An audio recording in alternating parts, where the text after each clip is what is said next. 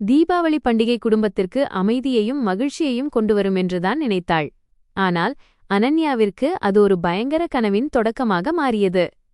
அவளுடைய கணவன் தனது குடும்பத்தை சேர்ந்த 17 பேர் தீபாவளியை கொண்டாட நகரத்திற்கு வருகிறார்கள் என்று சொன்னபோது அனன்யாவின் காலடியில் பூமி நின்றது. 2 படுக்கையறைகள் கொண்ட சிறிய அடுக்குமாடி குடியிருப்பில் சுமார் 20 பேர் தங்க வேண்டியிருந்தது. அவர்கள் அனைவரின் உணவு, தங்குமிடம் மற்றும் பராமரிப்பு என அனைத்து சுமைகளும் அனன்யாவின் தோளில் மட்டுமே சுமத்தப்பட்டது. இதோடு முடியவில்லை. அவளது தீபாவளி போனஸை கொடுக்கும்படி வற்புறுத்தப்பட்டாள். அவளது படுக்கையறையை மாமியார் மாமனாரை காலி செய்யச் சொல்லி கட்டாயப்படுத்தப்பட்டாள். மேலும் அவளை வீட்டிற்கு வந்த மருமகளாக நடத்தாமல் ஊதியமில்லாத வேலைக்காரியாக நடத்தினார்கள். அவள் கண்மூடித்தனமாக நம்பிய கணவன் அவள் மீது கை வைத்தபோதுதான் பொறுமையின் எல்லை உடைந்தது. அந்த ஒரு அறை அனைத்தையும் மாற்றிவிட்டது. அனன்யா கண்ணீர் விடவில்லை, புகார் சொல்லவில்லை. அவள் அமைதியாக ஒரு வலையை முடைந்தாள். அதிலிருந்து தப்பிக்க யாருக்கும் வழியில்லை. அவள் இல்லாத நேரத்தில் அந்த மொத்த குடும்பமும் குழப்பத்தில் ஆழ்ந்திருந்தபோது அவள் பாரிஸ் செல்லும் விமானத்தில் அமர்ந்திருந்தாள். 7 கடல்களுக்கு அப்பாலிருந்து விவாகரத்து நோட்டீஸை அனுப்பி வைத்தாள். இந்த கதையில் அடுத்து என்ன நடந்தது என்பதை அறிய எங்களுடன் இணைந்திருங்கள். இந்தச் செய்தி அனன்யா தன் கைகளால் செய்த சூடான இஞ்சி மற்றும் பச்சை வெங்காயம் கலந்த பனீர் கோப்தாவை நீல நிற பூக்கள் கொண்ட பீங்கான் தட்டில் நேர்த்தியாக அலங்கரித்து வைத்த மாலை நேரத்தை பற்றியது. வெள்ளைப்புகையின் மெல்லிய கோடு காற்றில் உயர்ந்தது. அந்த நீராவியுடன் இஞ்சி மற்றும் மசாலாப் பொருட்களின் கவர்ச்சிகரமான வாசனை சமையல் அறை முழுவதும் பரவியது. சமையலறை சிறியதுதான், ஆனால் அனன்யா அதை தன் உயிரை விட மேலாக பேணி வந்தாள். சுவரில் இருந்த கடிகாரத்தை பார்த்தாள். சிறிய முள் 8ஐ தாண்டியிருந்தது. அவள் ஒரு நீண்ட பெருமூச்சு விட்டாள். பீச் நிற ஏப்ரனை கழற்றிவிட்டு இடுப்பில் கை வைத்து லேசாக நீட்டி நிமிர்ந்தாள். நாள் முழுவதும் அலுவலகத்தில் கணினி முன் அமர்ந்திருந்தது. பிறகு வீட்டிற்கு வந்து சுமார் 2 மணி நேரம் இரவு உணவு தயாரித்தது என அவள் இடுப்பில் லேசான வலி இருந்தது. டைனிங் டேபிளில் 4 சூடான உணவுகள் அலங்கரிக்கப்பட்டிருந்தன. ஷாஹி பனீர், ஆலு கோபி, நீராவியில் வெந்த பனீர் கோப்தா மற்றும் கீர் சாலட், அதனுடன் ஒரு கிண்ணம் சூடான தக்காளி சூப். அவள் கணவன் ஹர்ஷித் எப்போதும் விரும்பும் ஆரோக்கியமான உணவு அது. அவள் பாதி திறந்திருந்த ஸ்டடி ரூம் கதவை பார்த்து குரல் கொடுத்தாள்.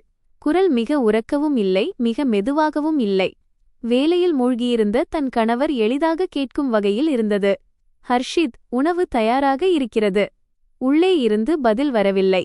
கீபோர்டில் விரல்கள் தட்டும் சத்தம் மட்டுமே வெளியே கேட்டுக்கொண்டிருந்தது. இந்தச் சத்தம் இந்த வீட்டின் ஒரு அங்கமாகிவிட்டிருந்தது. அது அனன்யாவிற்கு மிகவும் பரிச்சயமானதால் இப்போது அது அவளை பாதிக்கவில்லை. அனன்யா மெதுவாக நகர்ந்தாள். அவள் முகத்தில் ஏமாற்றத்தின் மெல்லிய கோடு தோன்றி மறைந்தது. ஏனென்றால் ஹர்ஷித்திற்கு அவன் வேலை எவ்வளவு முக்கியம் என்பது அவளுக்கு தெரியும்.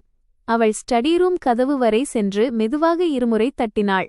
உள்ளே கணினியின் பிரகாசமான திரைக்கு முன்னால் ஹர்ஷித்தின் முதுகு குனிந்து வளைந்திருந்தது.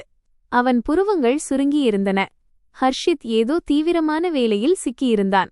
அவன் ஏதோ பெரிய புராஜெக்டில் மிகவும் பிஸியாக இருப்பது தெளிவாக தெரிந்தது. அனன்யா தொண்டையை சிறுமிக்கொண்டு சற்று உரத்த குரலில் சொன்னாள், டைரக்டர் அவர்களே, சாப்பாடு ஆறிப்போகிறது. ஹர்ஷித் திரையில் நேரத்தை பார்த்துவிட்டு ஒரு நீண்ட பெருமூச்சுடன் கைகளை நீட்டி நிமிர்ந்தான். தன் பாதியில் நின்றிருந்த கோப்பை சேமித்து வைத்துவிட்டு லேப்டாப்பை மூடிவிட்டு வெளியே வந்தான். வெளியே வரும்போது மிகவும் அலட்சியமாக அனன்யாவின் தோள் மீது கை வைத்து மென்மையாக தட்டினான். உன் உழைப்பிற்கு நன்றி. இவ்வளவு சிறிய விஷயம் மட்டுமே அனன்யாவின் மனதிலிருந்த எல்லாச் சோர்வையும் போக்க போதுமானதாக இருந்தது. 5 ஆண்டு கால திருமண வாழ்க்கையில் ஹர்ஷித் இதுபோல பாசத்தை வெளிப்படுத்தியது அரிது.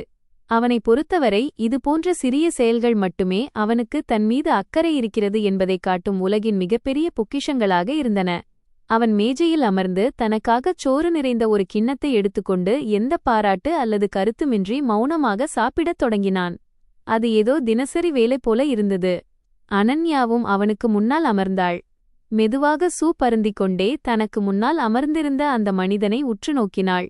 35 வயதில் ஹர்ஷித் தன்னை மிகவும் கட்டுக்கோப்பாக வைத்திருந்தான். அடர்த்தியான புருவங்கள் எந்தவொரு பெற்றோருக்கும் தங்கள் மகளுக்கு ஏற்ற வரனாகத் தோன்றும் ஆளுமை அவனுடையது. ஒரு பெரிய ஐடி நிறுவனத்தில் புராஜெக்ட் மேனேஜராக அவனது வருமானம் மிகச் சிறப்பாக இருந்தது. 2 குடும்பத்தினர் மற்றும் உறவினர்கள் மத்தியில் அவன் ஒரு சிறந்த மருமகனாகத் தெரிந்தான். வெளியிலிருந்து பார்க்கும்போது அவர்கள் இருவரும் ஒரு அழகான தம்பதியாக தெரிந்தனர். ஆனால் அமைதியான அந்த தேனுக்கு அடியில் எத்தனை கொந்தளிப்பான அலைகள் எழுகின்றன என்பது அனன்யாவுக்கு மட்டுமே தெரியும். உணவு பாதியாக குறைந்திருந்தது. அப்போது ஹர்ஷித் திடீரென தன் தட்டை கீழே வைத்துவிட்டு போனை எடுத்தான். சிறிது நேரம் அதை பார்த்துவிட்டு அனன்யாவை நோக்கிச் சொன்னான். அவனது குரல் வானிலையைப் பற்றி பேசுவது போல அவ்வளவு அமைதியாக இருந்தது. ஓ ஆமாம், ஞாபகம் வந்தது. அம்மா மெசேஜ் அனுப்பியிருந்தார். இந்த வருடம் தீபாவளியை கொண்டாட முழு குடும்பமும் நம் ஊரிலிருந்து, அதாவது இங்கு குருகிராமிற்கு வருகிறார்களாம். அனன்யாவின் கையில் இருந்த பனீர் துண்டு அப்படியே காற்றில் நின்றது. அவள் அதிர்ச்சியுடன் கேட்டாள், முழு குடும்பமா? அதாவது யாரெல்லாம் வருகிறார்கள்? அவளுக்கு ஒரு கெட்டது நடக்கப்போவது போல உணர்வு ஏற்பட்டது. ஏனென்றால் ஹர்ஷித்தின் முழு குடும்பம் என்றால் அது மிகப்பெரியது. சில நேரம் அது பயங்கரமாகவும் இருக்கும். ஹர்ஷித் விரல்களை மடித்து எண்ணத் தொடங்கினான். அவனது முகத்தில் இன்னும் அதே அமைதிதான் இருந்தது. பார், அம்மா அப்பா இருக்கிறார்கள். பிறகு சின்ன மாமாவின் குடும்பம் மைனஸ், அதாவது 3 பேர். பிறகு அத்தை மற்றும் மாமா மைனஸ் அவர்கள் 2 பேர். பிறகு பெரியப்பா குடும்பம் மைனஸ் அவர்கள் 4 பேர். ஆமாம், பெரியம்மா குடும்பமும் மைனஸ் அவர்களும் 3 பேர். நாம் அனைவரும் சேர்த்து மொத்தம் 17 பேர் வருவோம். அனன்யாவின் கையிலிருந்து ஸ்பூன் நழுவி மேஜை மீது விழுந்தது. ஒருவித வறண்ட குளிர்ச்சியான காற்று அறைக்குள் ஒலித்தது. 17 பேரா? அவள் மூளை வேகமாக கணக்கிட்டது. 90 சதுர மீட்டர் பிளாட், 2 படுக்கையறைகள், ஒரு வரவேற்பறை. 17 பேர் எப்படி இவ்வளவு சிறிய இடத்தில் தங்க முடியும்? அவள் முகத்தில் ஒரு போலி புன்னகையை கொண்டுவர முயன்றாள். நீ விளையாடுகிறாயில்லையா? நம் வீட்டில் இத்தனை பேர் எப்படி தங்க முடியும்? ஹர்ஷித் தோள்களை குலுக்கிக் கொண்டு சாதாரணமாக சாப்பிடத் தொடர்ந்தான். அட, இடம் பற்றவில்லை என்றால் கொஞ்சம் அட்ஜஸ்ட் செய்து கொள்ளலாம். இதில் என்ன பெரிய விஷயம்? சிறுவயதில் நாமெல்லாம் இப்படித்தானே நெருக்கமாக வளர்ந்தோம். தரையில் மெத்தைகளை விரிப்போம், சோபாவில் தூங்குவோம். எல்லாரும் நம் சொந்தங்கள்தானே. இதில் என்ன ஃபார்மாலிட்டி தேவை? ஒரு நொடி அனன்யாவுக்கு தலை சுற்றியது. யாரோ அவள் நெஞ்சின் மீது ஒரு கனமான கல்லை வைத்தது போல இருந்தது. கடந்த ஆண்டு தீபாவளியின்போது அவர்கள் ஹர்ஷித்தின் கிராமத்திற்குச் சென்றது அவளுக்கு நினைவுக்கு வந்தது. 20க்கும் மேற்பட்டவர்கள் ஒரு 3 மாடி வீட்டில் அடைக்கப்பட்டிருந்தனர். அவள் 3 குறும்புக்கார குழந்தைகளுடன் மொட்டை மாடியில் இருந்த ஒரு சிறிய மூச்சுத் திணறல் மிகுந்த அறையில் தூங்க வேண்டியிருந்தது. வீட்டின் ஆண்கள் அனைவரும் லிவிங் ரூமில் அமர்ந்து இரவு முழுவதும் சீட்டு விளையாடிக் கொண்டும் சிகரெட் பிடித்துக்கொண்டும் இருக்க பெண்கள் வேலை செய்வதே வழக்கமாக இருந்தது. அவள் ஒரு பெருமூச்சு விட்டாள். தன் குரலை முடிந்தவரை அமைதியாக வைக்க முயன்றாள். ஹர்ஷித், நாம் இதைப் பற்றி மீண்டும் பேசலாமா? 17 பேர் வீட்டிற்கு வருவார்கள். அவர்களுக்கு சமைப்பது, தூங்குவது, எழுந்திருப்பது என அனைத்தையும் கவனிப்பது ஒரு பெரிய பொறுப்பு. மேலும் தீபாவளியை ஒட்டி அலுவலகத்தில் ஆண்டு இறுதி ரிப்போர்ட்டை முடிக்க நான் தாமதமாக வேலை செய்ய வேண்டியிருக்கும். ஹர்ஷித் தன் தலையை கூட உயர்த்தவில்லை. அவன் ஒரு கட்டளையைப் போல பதிலளித்தான், அதை தவிர்க்க முடியாது. நான் அம்மாவிடம் வாக்குறுதி கொடுத்துவிட்டேன். அவர் மிகவும் மகிழ்ச்சியாக இருக்கிறார். கடைசியாக தன் மகனின் வீட்டில் தீபாவளியை கொண்டாடும் வாய்ப்பு கிடைப்பதாகச் சொல்கிறார். நமக்கு திருமணம் ஆனதிலிருந்து ஒவ்வொரு ஆண்டும் நாம் கிராமத்திற்குச் செல்கிறோம். பெரியவர்களுக்கு இந்த மகிழ்ச்சியை தருவது நம் கடமை என்று உனக்குத் தெரியுமே. அனன்யாவின் கைகள் மேஜைக்கு அடியில் இறுக்கமாக மூடிக்கொண்டன. அவளது நகங்கள் உள்ளங்கையில் குத்திக்காயம் ஏற்படுத்தும் அளவிற்கு வலித்தது. மீண்டும் அதே பழைய கதை. கடந்த 5 ஆண்டுகளில் வீடு வாங்குவது முதல் இருதரப்பு பெற்றோருக்கும் பணம் அனுப்புவது வரை ஹர்ஷித் எப்போதும் தானாகவே முடிவுகளை எடுத்துவிட்டு கலாச்சாரம் மற்றும் பாரம்பரியம் என்ற பெயரில் என்னை அதை ஏற்க வைத்திருந்தான். அவள் குரல் நடுங்குவதை உணர்ந்தாள். அது பயத்தினால் அல்ல, உள்ளே நிறைந்திருந்த கோபத்தாலும் மூச்சுத் திணறலாலும் வந்திருந்தது. 17 பேருக்கு சமையல் செய்வது யார்? தினமும் இத்தனை பாத்திரங்களை யார் கழுவுவது? வீட்டில் ஒரே ஒரு குளியலறைதான் உள்ளது. காலையில் வரிசை எவ்வளவு நீளமாக இருக்கும்? அல்லது நமது படுக்கையறையும் உன் அம்மா அப்பாவிடம் கொடுக்கப்பட்டு நாம் லிவிங் ரூமில் தூங்க வேண்டுமா? இந்த முறை ஹர்ஷித் தலையை உயர்த்தினான். அவனது புருவங்கள் கோபத்தில் சுருங்கின. முகத்தில் பொறுமையின்மை தெளிவாக தெரிந்தது. உன்னுடைய இந்த அணுகுமுறை என்ன? என்னை பெற்றெடுத்து வளர்த்த என் அப்பா அம்மா தன் மகனின் வீட்டில் தீபாவளியை கொண்டாட வருகிறார்கள் என்றால் அதில் என்ன தவறு இருக்கிறது? சமைப்பதும் பாத்திரம் கழுவுவதும் என்ன அவ்வளவு கடினமான வேலையா? நீ சில நாட்கள் விடுப்பு எடுத்துக்கொள், எல்லாம் சரியாகிவிடும். விடுப்பு எடுத்துக்கொள். இந்த 2 வார்த்தைகளும் அனன்யாவின் காதுகளில் ஊசியாக குத்தின. இத்தனை ஆண்டுகள் ஒன்றாக வாழ்ந்த தன் கணவன் இவ்வளவு பொறுப்பற்ற வார்த்தைகளை பேசுகிறான் என்பதை அவளால் நம்ப முடியவில்லை. நான் 3 பெரிய புராஜெக்ட்களில் வேலை செய்கிறேன். தீபாவளிக்கு முன்பே அவற்றை முடிக்க வேண்டும். அனன்யா சொன்ன வார்த்தைகள் ஒருவேளை ஹர்ஷித்தின் ஈகோவில் பட்டிருக்கலாம். அவன் மேஜையை பலமாக அறைந்தான். சூப் கிண்ணம் தெறித்து வெள்ளை நிற டேபிள் கிளாத் மீது கொட்டியது. அவன் கோபமாக கத்தினான். அவனது முகம் ஆத்திரத்தில் விகாரமாக மாறியிருந்தது. அனன்யா, உனக்குள் துளியாவது வெட்கமோ மரியாதையோ இருக்கிறதா? என் அப்பா அம்மா என்னை ஆளாக்க எவ்வளவு கஷ்டப்பட்டிருக்கிறார்கள். இப்போது அவர்கள் தன் மகனின் வீட்டை பார்க்க வருகிறார்கள் என்றால் உனக்கு இவ்வளவு கஷ்டமாக இருக்கிறதா? அனன்யா தன் மீது கத்திக் கொண்டிருந்த அந்த அந்நியமான கணவனின் முகத்தையே வெறித்துப் பார்த்தாள். நான் காதலித்த ஹர்ஷித் இவன்தானா? மழை பெய்தபோது எனக்காக குடைப்பிடித்தவனா? என் பட்டப்படிப்பு புராஜெக்டை முடிக்க இரவு முழுவதும் விழித்திருந்தவனா? அவள் தன் உணர்ச்சிகளை கட்டுப்படுத்த முயன்றாள். அவள் குரல் பனிக்கட்டி போல குளிர்ந்தது. நான் அவர்களை வரவேற்கக் கூடாது என்று சொல்லவில்லை. ஆனால் 17 பேர் என்பது நிஜமாகவே அதிகம். நாம் குறைந்தபட்சம் முன்னதாகவே திட்டமிட்டு பேசியிருக்க வேண்டும். ஹர்ஷித் அவள் பேச்சை முரட்டுத்தனமாக தடுத்தான். இதில் பேச ஒன்றும் இல்லை. இது முடிவாகிவிட்டது. உனக்கு வேலை அதிகம் என்று தோன்றினால் அத்தை அல்லது பெரியம்மாவிடம் உதவி கேட்டுக்கொள். அனன்யாவுக்கு இப்போது விவாதம் செய்வது வீண் என்று தெரிந்துவிட்டது. ஹர்ஷித் எப்போது கலாச்சாரம் மற்றும் கடமை என்ற கொடியை தூக்கிப் பிடித்து விடுகிறானோ அப்போது அனன்யாவின் ஒவ்வொரு பேச்சும் ஒரு சுயநலமான மரியாதையற்ற மருமகளின் முணுமுணுப்பாகவே கருதப்பட்டது. அவள் அமைதியாக எழுந்து பாத்திரங்களை சுத்தம் செய்து மீதமிருந்த உணவை குளிர்சாதன பெட்டியில் வைத்தாள். ஒரு கைதி தண்டனையை அனுபவிப்பது போல அவளது கைகள் இயந்திரத்தனமாக இயங்கின. அந்த இரவு மிகவும் நீளமானதாக இருக்கப் போகிறது என்று அவளுக்கு தோன்றியது. அன்று இரவு அனன்யாவால் ஒரு கணம் கூட கண்களை மூட முடியவில்லை. வாக்குவாதத்திற்குப் பிறகு ஹர்ஷித் ஏதோ நடக்காதது போல ஆழ்ந்த உறக்கத்தில் இருந்தான். இரவின் அமைதியில் அவனது குரட்டை சத்தம் அனன்யாவின் இதயத்தில் பாரத்தை அதிகரித்தது. அவள் அமைதியாக படுக்கையிலிருந்து எழுந்தாள். சீக்கிரமே அவளுக்கு சொந்தமில்லாமல் போகப்போகும் அந்த படுக்கையை விட்டுவிட்டு ஒரு தலையணையை எடுத்துக்கொண்டு லிவிங் ரூமிற்கு வந்தாள். மென்மையான சோபா கூட அவள் இதயத்தில் குத்திக் கொண்டிருந்த முட்களுக்கு எந்த ஆறுதலையும் தரவில்லை. அவள் சோபாவில் சுருண்டு படுத்துக்கொண்டு ஜன்னலை பார்த்தாள். சாலையின் மஞ்சள் நிற ஒளி காற்றில் மிதக்கும் தூசுகள் மீது விழுந்து கொண்டிருந்தது. எல்லாமே மங்கலாகவும் நிச்சயமற்றதாகவும் தெரிந்தது, அவளது எதிர்காலத்தைப் போலவே. தூக்கத்திற்கும் விழிப்பு நிலைக்கும் இடையில் இருந்தபோது சுமார் 10 ஆண்டுகளுக்கு முன்பு நடந்த ஒரு மழைக்கால மதியம் திடீரென அவளுக்கு நினைவுக்கு வந்தது. அவர்கள் கல்லூரியில் படித்துக் கொண்டிருந்த நேரம். அப்போது அவன் வந்தான்.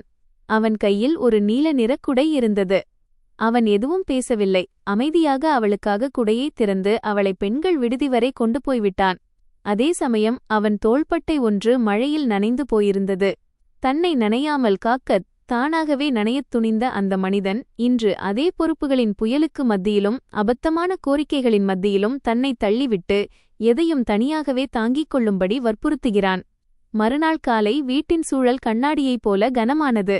காலை உணவின் போது இருவரும் ஒரு வார்த்தை கூட பேசிக்கொள்ளவில்லை. ஹர்ஷித் முந்தைய நாள் இரவு சண்டையே நடக்காதது போல நடந்து கொண்டான். அவன் போனில் செய்திகளை படித்துக் கொண்டிருந்தான். அவனது இந்த அலட்சியம் அவன் கோபமாக இருந்ததை விட பயங்கரமாக இருந்தது. அனன்யாவின் கோபத்திற்கும் அவளது துன்பத்திற்கும் அவனது பார்வையில் எந்த முக்கியத்துவமும் இல்லை என்பது தெளிவாகத் தெரிந்தது.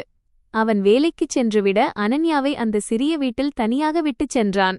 அவளுடன் அந்த 17 பேரின் அதிருஷ்ய அழுத்தம் இருந்தது. அவர்கள் விரைவில் வந்து அவளது முழு வாழ்க்கையையும் சீர்குலைக்கப் போகிறார்கள். அந்த மாலை ஹர்ஷித் வழக்கத்தை விட தாமதமாக வீட்டிற்கு வந்தான். அவன் மீது மதுவின் லேசான மனம் வீசியது. முந்தைய நாள் இரவு நடந்த சம்பவத்திற்கு அவன் மன்னிப்பு கேட்கவில்லை. மாறாக குளித்துவிட்டு வந்து அனன்யா சலிப்பூட்டும் டிவியை பார்த்து கொண்டிருந்த சோபாவில் அமர்ந்து ஒரு புதிய கோரிக்கையை முன்வைத்தான். அது தன் குடும்பத்திற்கு சேவை செய்வதை விடவும் அவமானகரமான கோரிக்கையாக இருந்தது. உனக்கு இந்த ஆண்டு எவ்வளவு போனஸ் கிடைத்திருக்கிறது? இந்த வாரம் பணம் வந்ததும் என்னிடம் கொடுத்துவிடு. அப்போதுதான் இந்த தீபாவளி செலவுகள் மற்றும் மற்றவைகளை கவனித்துக் கொள்ள முடியும். அனன்யா சட்டென்று டிவியை அணைத்துவிட்டு ஹர்ஷித்தை நோக்கி திரும்பினாள். அவளது பொறுமையின் எல்லை உடைந்துவிட்டது. நான் ஏன் என் போனஸை உன்னிடம் கொடுக்க வேண்டும்? நான் ஆண்டு இறுதி 3 மாதங்களில் ஓவர் டைம் வேலை செய்து சம்பாதித்த பணம் இது. இது என் உழைப்பின் பலன். முதல் முறையாக அவள் தன் குரலை மென்மையாக வைக்க முயலவில்லை. அவள் நேராக அவன் கண்களை பார்த்தாள். அவள் கண்களில் இப்போது மென்மை இல்லை, வெறும் ஏமாற்றமும் கோபமுமே இருந்தது. அவனுக்கு இதுவெல்லாம் மிக வேடிக்கையாக தெரிந்தது. தன் குடும்பத்தை சேவை செய்வதற்காக அவளது உழைப்பையும் பணத்தையும் என இரண்டையுமே அவன் எதிர்பார்க்கிறான். அவன் மட்டும் அமைதியாக அமர்ந்து அன்புள்ள மகன் என்ற முத்திரையை பெற்றுக்கொள்ள வேண்டும். அனன்யாவின் இந்த தீவிரமான எதிர்ப்பைக் கண்டு ஹர்ஷித் அதிர்ச்சியடைந்தான். அவன் புருவத்தைச் சுருக்கினான். அவனது குரலில் எரிச்சல் தெரிந்தது. உன் பணம் இந்த வீட்டின் பணம் இல்லையா என்ன? ஏன் என்னிடம் பைசாவுக்கு கணக்கு கேட்கிறாய்? நான் உன் கணவன். என் பெற்றோரை கவனித்துக் கொள்வது உன் பொறுப்பும் கூட.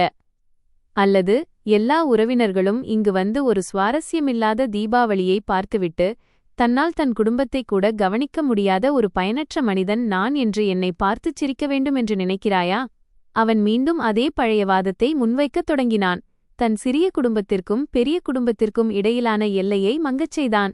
தன் விருப்பத்தை சாதித்துக்கொள்ள அவன் எப்போதும் பயன்படுத்தும் தந்திரம் இது.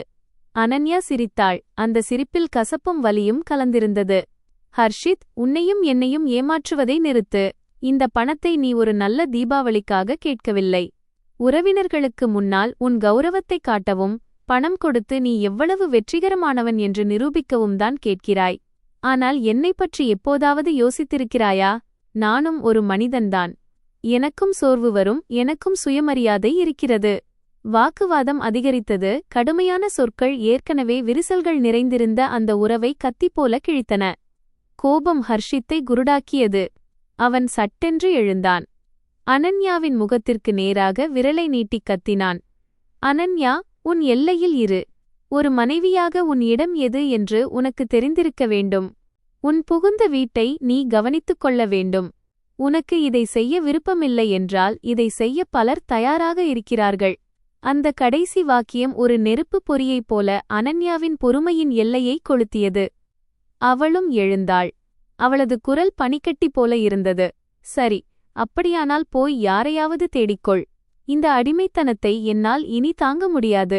சட்டென்று லிவிங் ரூமில் ஒரு சத்தம் கேட்டது. எல்லாம் அப்படியே உறைந்து போயின.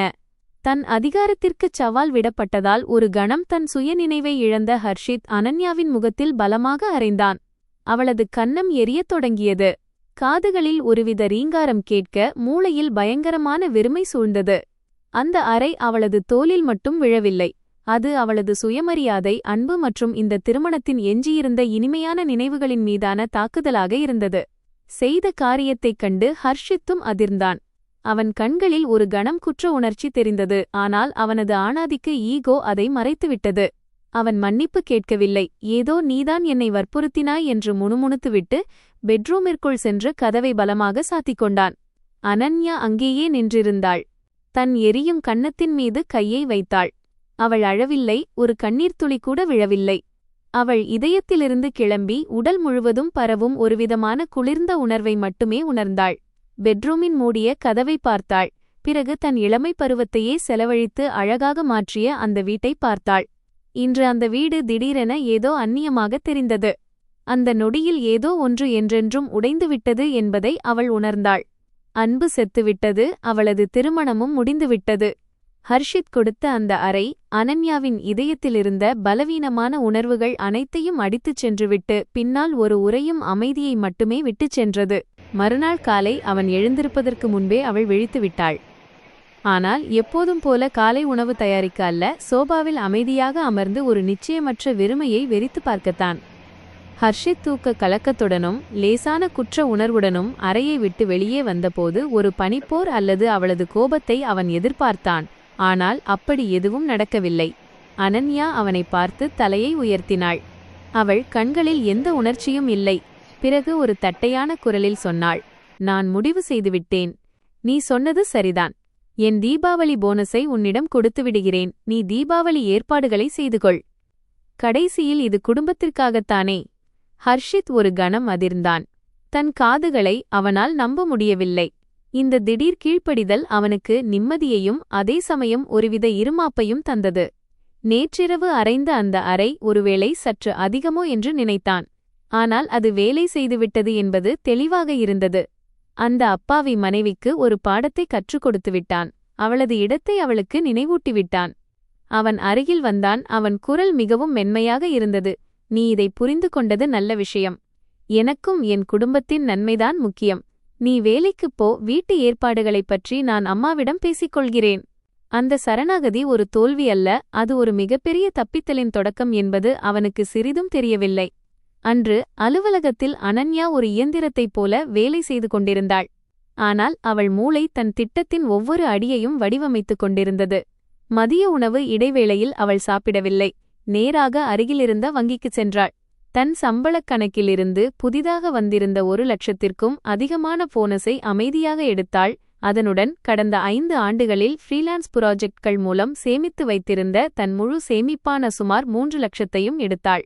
பிறகு வேறொரு வங்கியில் தன் பெயரில் மட்டுமே ஒரு புதிய கணக்கை தொடங்கி அனைத்து பணத்தையும் அதில் டெபாசிட் செய்தாள். தன் கையில் அந்த புதிய வங்கி கார்டை பிடித்தபோது அது ஒரு சாவியை பிடித்திருப்பது போல அவளுக்கு தோன்றியது.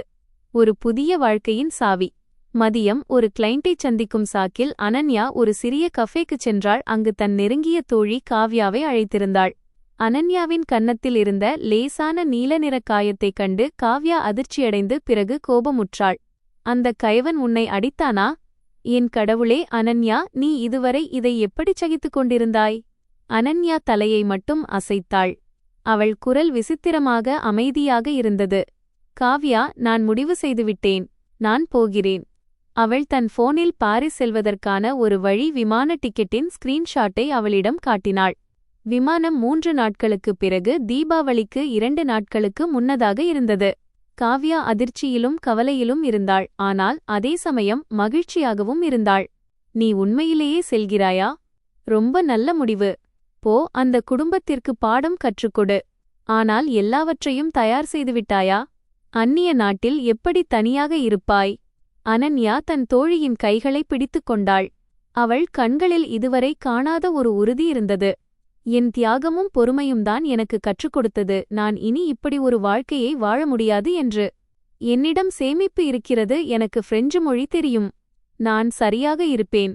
அவள் தன் முழு திட்டத்தையும் காவ்யாவிடம் கூறி ஏதாவது நடந்தால் தன் பெற்றோரை பார்த்துக்கொள்ளுமாறு கேட்டுக்கொண்டாள். மாலை வீடு திரும்பியதும் அனன்யா ஒரு கீழ்ப்படிதலுள்ள மனைவியின் பாத்திரத்தை தொடர்ந்து நடித்தாள். அவள் ஹர்ஷித்திற்கு பிடித்த உணவுகளை சமைத்தாள். அவனது வேலை பற்றி விசாரித்தாள். உறவினர்களை வரவேற்பதற்காக எதையெல்லாம் வாங்க வேண்டும் என்று விவாதித்தாள். ஹர்ஷித் மிகவும் மகிழ்ச்சியாக இருந்தான். தன் மனைவி எவ்வளவு புத்திசாலியாகவும் கீழ்ப்படிதலுள்ளவளாகவும் மாறிவிட்டாள் என்று அவன் போனில் தன் அம்மாவிடம் பெருமை பேசிக் கொண்டிருந்தான். அன்று இரவு தன் அலமாரியை சுத்தம் செய்தபோது அனன்யா தன் பாஸ்போர்ட்டை கண்டெடுத்தாள். அதன் பக்கங்களை புரட்டியவள் தனிப்பட்ட விவரங்கள் இருக்கும் பக்கத்தில் திடீரென நின்றாள். அந்த புகைப்படம் பல ஆண்டுகளுக்கு முன்பு எடுக்கப்பட்டது. அந்த படத்திலிருந்த பெண்ணின் கண்கள் மின்னின. இதழ்களில் கனவுகள் நிறைந்த புன்னகை இருந்தது. மறக்கப்பட்டு போன ஒரு பழைய நினைவொன்று திடீரென அவள் மனதில் மின்னியது. அது அவர்கள் பட்டப்படிப்பு முடித்த நாள். ஹர்ஷித் வெயில் நிறைந்த கல்லூரி வளாகத்தில் அவள் கையை பிடித்துக்கொண்டு ஒரு வாக்குறுதி அளித்திருந்தான். நான் வெற்றியடைந்தவுடன் உன்னை பாரிஸ் அழைத்துச் செல்வேன். நாம் சீன் நதிக்கரையில் நடப்போம். நான் ஈபிள் டவருக்கு அடியில் உன்னை மீண்டும் புரப்போஸ் செய்வேன். அந்த வாக்குறுதி இன்றும் அவள் காதுகளில் எதிரொலித்தது. ஆனால் அந்த வாக்குறுதியை அளித்த மனிதன் இப்போது வன்முறை செய்யும் ஒருவனாக மாறியிருந்தான். பாரிஸ் இன்னும் அங்கேதான் இருந்தது. ஆனால் தன் கனவை நிறைவேற்றிக் கொள்ள இப்போது அவள் தனியாக இருந்தாள். அவள் பாஸ்போர்ட்டில் இருந்த தன் புகைப்படத்தை மென்மையாக தடவி பார்த்தாள். ஒரு கண்ணீர் துளி அவள் கன்னத்தில் உருண்டது. ஆனால் அது துக்கத்திற்கான கண்ணீர் அல்ல. அது ஒரு விடைபெறும் கண்ணீர். தவறான கைகளில் ஒப்படைக்கப்பட்ட ஒரு இளமை பருவத்திற்குச் சொல்லப்பட்ட விடை அது. அவள் கவனமாக பாஸ்போர்ட்டை தன் கைப்பையிலிருந்த ஒரு ரகசிய அறையில் வைத்தாள். அதை அவள் தன்னுடன் எடுத்துச் செல்லப் போகிறாள். அதற்கு சில நாட்களுக்கு முன்பே அவள் மிகுந்த தந்திரத்துடன் தன் சூட்கேஸையும் பேக் செய்திருந்தாள். அதில் தேவையான உடைகள், சில தனிப்பட்ட பொருட்கள் மற்றும் அனைத்து முக்கிய ஆவணங்களும் இருந்தன. அதை அவள் அலமாரியின் மிக உள்ளே கனமான குளிர்கால உடைகளுக்குப் பின்னால் ஒளித்து வைத்திருந்தாள். எல்லாம் தயாராக இருந்தது. இப்போது அவள் அமைதியாக இந்த நாடகத்தின் கடைசி பகுதியை நடித்துவிட்டு தன் சுதந்திர நாளுக்காக காத்திருக்க வேண்டும். அவள் பால்கனியிலிருந்து வெளியே பார்த்தாள். இரவு அமைதியாக இருந்தது. ஆனால் அவள் இதயத்தில் ஒரு மிகப்பெரிய புரட்சி தொடங்கிவிட்டிருந்தது. தீபாவளிக்கு 2 நாட்களுக்கு முன்பு அனன்யாவின் சிறிய வீட்டின் அமைதி ஒரு வழியாக கலைந்தது. அதிகாலையிலேயே ஹர்ஷித்தின் முழு குடும்பமும் தங்கள் பைகளுடனும் வழக்கமான சத்தத்துடனும் வந்து சேர்ந்தார்கள். கதவு திறந்ததும் அனன்யா தன் மாமியார் விமலாதேவியின் அலசும் பார்வையை எதிர்கொள்ள வேண்டியிருந்தது. வீடு என்ன கிராமத்திலிருந்ததை விடச் சுத்தமாக இல்லை? இன்றைய மருமகள்கள் ரொம்பவும் சோம்பேறிகளாகிவிட்டார்கள். அனன்யா வெறுமனே புன்னகைத்தாள். அந்த புன்னகை மிகவும் சப்பென்று போலியாக தெரிந்தது. பின் தலையை குனிந்து ஒவ்வொருவரிடமும் நமஸ்காரம் செய்தாள். அவள் ஒரு பம்பரம் போலச் சுழன்று கொண்டிருந்தாள். டீ போட்டாள், தண்ணீர் கொடுத்தாள், விருந்தினர்களுக்கு இனிப்பு மற்றும் தின்பண்டங்களை பரிமாறினாள். ஹர்ஷித் பெருமையுடன் தன் பெரியப்பா மற்றும் மாமாக்களிடம் தன் வெற்றியின் கதைகளைச் சொல்லிக் கொண்டிருந்தான். 2 சிறிய மருமகன்கள் வீடு முழுவதும் ஓடிக்கொண்டிருந்தனர். அனன்யா மிகுந்த சிரமத்துடன் வளர்த்திருந்த அருமையான செடியை அவர்கள் மினி ஃபுட்பால் மைதானமாக மாற்றியிருந்தார்கள். சில பச்சை இலைகள் இரக்கமின்றி நசுக்கப்பட்டன. ஆனால் குழப்பத்தின் உச்சக்கட்டம் அவளது நாத்தனார் ஷாலினி வந்தபோதுதான் நடந்தது. தன் பொருட்களை வைத்த கையோடு அவள் நேராக தம்பதியின் பெட்ரூமிற்குச் சென்று அனன்யாவின் ட்ரெஸ்ஸிங் டேபிள் டிராயரை திறந்தாள். ஷாலினி அனன்யாவின் விலை உயர்ந்த ஸ்கின்கேர் கிரீம் பாட்டிலை எடுத்தாள். அதை வாங்குவதற்காக அனன்யா பல மாதங்கள் தன் சம்பளத்தை சேமித்திருந்தாள். ஒரு வார்த்தை கூட கேட்காமல் அவள் அந்த கிரீமின் மூடியை திறந்து அதிகப்படியான கிரீமை எடுத்து தன் முகம் மற்றும் கழுத்தில் தடவிக்கொண்டாள். அனன்யா ஏதோ ஒன்றை எடுக்க உள்ளே வந்தபோது இந்த காட்சியைக் கண்டு அவள் இதயம் நின்றது. ஆனால் அப்போதும் அவள் தன் அமைதியை காத்துக்கொண்டாள். ஷாலினி அவள் பேச்சை முடிப்பதற்கு முன்பே ஒருவித அகங்காரத்துடன் அவளை பார்த்தாள். இது வெறும் கிரீம் தானே அண்ணி? இதற்காகவா இவ்வளவு கஞ்சத்தனம்? என் அண்ணன் இவ்வளவு சம்பாதிக்கிறான். நீ வீட்டிலேயே ஜாலியாக இருக்கிறாய். உன் நாத்தனாரிடம் கூட இப்படி கணக்கு பார்க்கிறாயா? அந்த நேரம் ஹர்ஷித் அங்கு வந்தான். இதை கேட்டு அவன் தன் தங்கைக்கு ஆதரவாக பேசினான். ஆமாம் அனன்யா, இவ்வளவு குறுகிய மனப்பான்மையுடன் இருக்காதே. அவள் கொஞ்சம் பயன்படுத்தினால் என்ன ஆகிவிடப் போகிறது? நாம் எல்லாரும் ஒரே குடும்பம்தானே. ஹர்ஷித்தின் வார்த்தைகள் அனன்யாவின் ஏற்கனவே காயம்பட்ட இதயத்தில் கத்திப்போல குத்தின. அவள் எதுவும் பேசவில்லை. அமைதியாக திரும்பித் தன் வேலையைத் தொடர்ந்தாள். மதியம் அவள் தனியாக சமையல் அறையில் சுமார் 20 பேருக்கு சமையல் செய்து கொண்டிருந்தாள். ஒவ்வொருவரின் சுவையும் தனி, ஒவ்வொருவரின் விருப்பமும் தனி. ஒருவர் காய் உப்பாக இருக்கிறது என்கிறார், இன்னொருவர் சப்பு என்று சொல்கிறார். பெரியப்பாவிற்கு ஏதோ ஸ்பெஷலான உணவு தேவைப்பட்டது. சம்பளமில்லா வேலைக்காரியைப் போல அவள் வேலை செய்து கொண்டிருந்தாள். வியர்வையால் அவள் முதுகே நனைந்திருந்தது. ஆனால் அவளது புகுந்த வீட்டினர் அனைவரும் வெளியே லிவிங் ரூமில் அமர்ந்து டிவி பார்த்து கொண்டும் வேர்க்கடலை சாப்பிட்டுக் கொண்டு அவளை குறை சொல்லிக் கொண்டும் இருந்தனர். அந்த நேரத்தில் அவள் மனதில் ஒரே ஒரு எண்ணம்தான் இருந்தது, பொறுத்துக்கொள். இன்னும் சில மணி நேரங்கள்தான். மாலை சமையலறை போர்க்களத்தை சுத்தம் செய்த பிறகு அவள் மாமியார் அவளை அழைத்து ஒரு பிரம்மாண்டமான அறிவிப்பை வெளியிட்டார். இன்று இரவு நானும் உன் மாமனாரும் உங்கள் அறையில் தூங்கப் போகிறோம். அதுதான் விசாலமாக இருக்கிறது. முதுமையில் தரையில் படுத்து தூங்க முடியாது. நீங்கள் இருவரும் ஸ்டடி ரூமில் சில நாட்கள் தூங்கிக் கொள்ளுங்கள். ஹர்ஷித் இதை கொஞ்சம் கூட எதிர்க்கவில்லை. இது மிகவும் இயற்கையான விஷயம் என்று அவன் கருதினான். அவன் எப்போதும் முழக்கமிடும் அந்த கலாச்சாரம் என்பதன் ஒரு பகுதி இது என்று அவன் நினைத்தான். அனன்யா கீழ்ப்படிதலுடன் தலையசைத்துவிட்டு அமைதியாக தன் அறைக்குச் சென்று படுக்கையையும் தலையணையையும் மடிக்கத் தொடங்கினாள். அவள் இதயம் பனிக்கட்டி போல குளிர்ந்திருந்தது. இந்த வீடு சட்டப்படி அவள் பெயரில்தான் இருந்தது. ஆனால் உண்மையில் இங்கு எதைப் பற்றியும் முடிவெடுக்கும் உரிமை அவளுக்கு இல்லை. மாலை சுமார் 4 மணி அளவில் நீண்ட பயணத்திற்குப் பிறகு அனைவரும் ஓய்வெடுத்துக் கொண்டிருந்தபோது அனன்யா கடிகாரத்தை பார்த்தாள். நேரம் வந்துவிட்டது. அவள் சுத்தமான உடைகளை அணிந்து ஒரு லேசான கோட்டை மாட்டிக்கொண்டு லிவிங் ரூமிற்கு வந்தாள். தன் போனில் கேம் விளையாடிக் கொண்டிருந்த ஹர்ஷித்திடம், நான் பக்கத்து சூப்பர் மார்க்கெட்டிற்குச் செல்கிறேன். சில டிஸ்போசபிள் தட்டுகள் மற்றும் கிளாஸ்கள் வாங்க வேண்டும். வீட்டில் இத்தனை பேருக்கு பாத்திரம் போதாது என்றாள். ஹர்ஷித் தலையை உயர்த்தாமலேயே, சரி சீக்கிரம் போய்விட்டு வா. இன்று இரவு பனீர் மோமோஸ் சாப்பிட வேண்டும் என்று அம்மா சொல்கிறார்கள். அதற்கான சாமான்களையும் வாங்கி வா என்றான். அவனுக்கு கட்டளையிடும் கடைசி தருணம் இது என்பது அவனுக்கு தெரியவில்லை.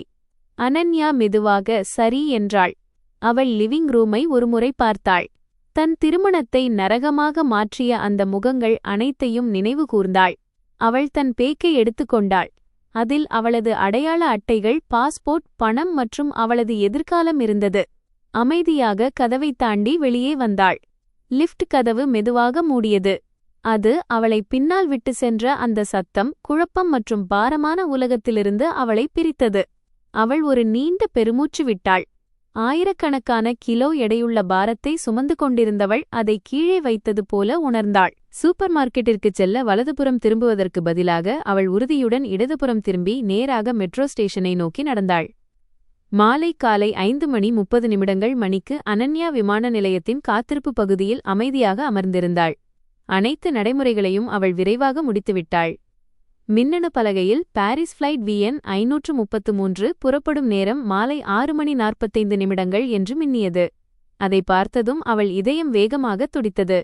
அவளது பையில் போன் ஒலித்தது. அது ஹர்ஷித்தின் செய்தி. ஷாப்பிங் முடிந்துவிட்டதா? ஏன் இவ்வளவு தாமதம்? சீக்கிரம் திரும்பி வா, அம்மா அழைக்கிறார். அனன்யா அந்தச் செய்தியை பார்த்தாள். அவளது உதடுகளில் ஒரு மெல்லிய ஆனால் சுதந்திரம் நிறைந்த புன்னகை அரும்பியது. அவள் பதிலளிக்கவில்லை. போனை அணைத்துவிட்டு பழைய சிம் கார்டை எடுத்து அருகிலிருந்த குப்பைத் தொட்டியில் வீசினாள். இந்த நிமிடம் முதல் ஹர்ஷித்தின் அனன்யா இறந்துவிட்டாள். ஒரு புதிய அனன்யா இங்கிருந்து ஆயிரக்கணக்கான கிலோமீட்டர்களுக்கு அப்பால் ஒரு புதிய இடத்தில் பிறக்க தயாராகிக் கொண்டிருந்தாள். விமானம் கர்ஜித்து ஓடுபாதையிலிருந்து தன்னை விடுவித்துக் கொண்டு டெல்லியின் இரவு வானில் உயரே பறந்தது. அனன்யா தன் முகத்தை குளிர்ந்த ஜன்னல் கண்ணாடியில் அழுத்தினாள். கீழே அவள் 7 ஆண்டுகளை கழித்த அந்த பிரம்மாண்டமான நகரம் அதன் உயரமான கட்டிடங்கள் மற்றும் மின்னுமாறும் சாலைகளுடன் மெல்ல மெல்லச் சிறியதாகி ஒரு மங்கலான கோடாக மாறி இருளில் மறைந்தது. ஒரு சூடான கண்ணீர் துளி அவள் கன்னத்தில் உருண்டது. ஆனால் இப்போது அதில் வலியின் கசப்பு இல்லை, சுதந்திரத்தின் இனிப்பு இருந்தது. திருமணமான 5 ஆண்டுகளாக குடும்பம், பொறுப்பு மற்றும் கலாச்சாரம் என்ற பெயரில் ஒரு கண்ணுக்கு தெரியாத கூண்டுக்குள் அவள் சிறைப்பட்டிருந்தாள். இன்று அவள் தானாகவே அந்த கூண்டை உடைத்தெறிந்தாள். அவள் ஒரு ஏர் ஹோஸ்டஸை அழைத்தாள், புன்னகைத்தாள், பல ஆண்டுகளாக பயன்படுத்தாத ஆனால் இன்னும் சரளமாக இருந்த பிரெஞ்சு மொழியில் பேசினாள். மன்னிக்கவும், எனக்கு ஒரு கிளாஸ் ஷாம்பெயின் கிடைக்குமா? ஏர் ஹோஸ்டஸ் சற்று ஆச்சரியப்பட்டாள். ஆனால் பணிவுடன் புன்னகைத்துவிட்டு சிறிய குமிழிகள் எழும் தங்க நிற மது கிளாஸை அவளிடம் கொண்டு வந்தாள். அனன்யா அந்த கிளாஸை உயர்த்தினாள். எந்த பண்டிகையையும் கொண்டாட அல்ல, தன் மறுபிறப்பை கொண்டாட. இன்று முதல் அவள் ஹர்ஷித்தின் மனைவி இல்லை, அந்த குடும்பத்தின் மருமகள் இல்லை, அவள் வெறும் அனன்யா மட்டுமே. அவள் மதுவை ஒரு மிடறு பருகினாள். அதன் காரமான மற்றும் இனிப்பான சுவை அவள் தொண்டையில் பரவி அவள் இதயத்தில் இன்னும் கனன்று கொண்டிருந்த காயங்களை ஆற்றியது. 12 மணி நேரத்திற்கும் மேலான பயணத்திற்குப் பிறகு அவள் பாரிஸின் ஷார்லஸ் டி கோல் விமான நிலையத்தில் தரையிறங்கினாள். அங்கிருந்த காற்றில் கூட ஒரு மாற்றம் தெரிந்தது. அது புதியதாகவும் குளிர்ந்தும் இருந்தது. அதில் பழமை மற்றும் நவீனத்தின் கலவையான மனம் இருந்தது. அவள் தன் ஒரே சூட்கேஸை இழுத்துக்கொண்டு அந்நியர்களின் கூட்டத்தில் கரைந்து போனாள். அவளுக்கு ஒருவித அந்நியத்தன்மையும் அடையாளம் தெரியாத சுதந்திரமும் கிடைத்தது. அவள் யார் என்று யாருக்கும் தெரியாது. யாரும் அவளை தீர்ப்பளிக்கப் போவதில்லை. யாரும் அவளிடம் எதையும் கேட்கப் போவதில்லை. அவள் மோன்மார்ட்ரே பகுதிக்கு மெட்ரோவில் சென்றாள். அங்குதான் ஆன்லைனில் ஒரு சிறிய ஹோட்டல் அறையை முன்பதிவு செய்திருந்தாள். அறை பெரியதல்ல, ஆனால் அதில் ஒரு சிறிய பால்கனி இருந்தது. அங்கிருந்து சேக்ரேகோர் தேவாலயத்தின் காட்சி ஒரு ஓவியத்தைப் போல அழகாகத் தெரிந்தது. குளித்துவிட்டு வசதியான ஆடைகளை அணிந்த பிறகு அனன்யாவிற்கு பசி எடுத்தது. அவள் உலாவச் செல்லவும் காலை உணவிற்காக ஒரு கஃபேவை தேடவும் முடிவு செய்தாள். ஒரு வீதியில் மறைந்திருந்த சிறிய பேக்கரிக்குள் நுழைந்தாள். வெண்ணெய் மற்றும் மாவு வேகும் மணம் அவளை ஈர்த்தது. அவள் ஒரு பாதாம் குரோசாண்ட் மற்றும் சூடான கஃபே லாட்டே ஆர்டர் செய்தாள். அவள் அந்த குரோசண்டின் முதல் துண்டை சுவைத்தபோது அதன் மொறுமொறுப்பான அடுக்குகள் வாயில் உடைந்தன. பிறகு உள்ளே இருந்த மென்மையான வெண்ணெய் மற்றும் பாதாம் சுவை நிறைந்த பகுதி அவளை தொட்டது. அவள் அழுதுவிடுவாள் போலிருந்தது. எவ்வளவு காலத்திற்குப் பிறகு அவளுக்கு இவ்வளவு அமைதியான காலை உணவை உட்கொள்ளும் வாய்ப்பு கிடைத்தது? காலை 5 மணிக்கே எழுந்து தன் கணவனுக்காக தயாராக தேவையில்லாத, வேலைக்குச் செல்ல அவசரமாக முடிக்க வேண்டிய அவசியமில்லாத, தனக்காக மட்டுமே இருந்த காலை உணவு அது. அந்த வசதியான கஃபேவில் அமர்ந்து ஜன்னல் வழியாக மக்கள் நடமாட்டத்தை பார்த்தபடி அனன்யா இறுதியாக துணிச்சலை திரட்டி விமான நிலையத்தில் வாங்கிய புதிய சிம் கார்டை தன் போனில் போட்டாள். போன் ஆனானதும் செய்திகளின் வெள்ளம் வந்தது.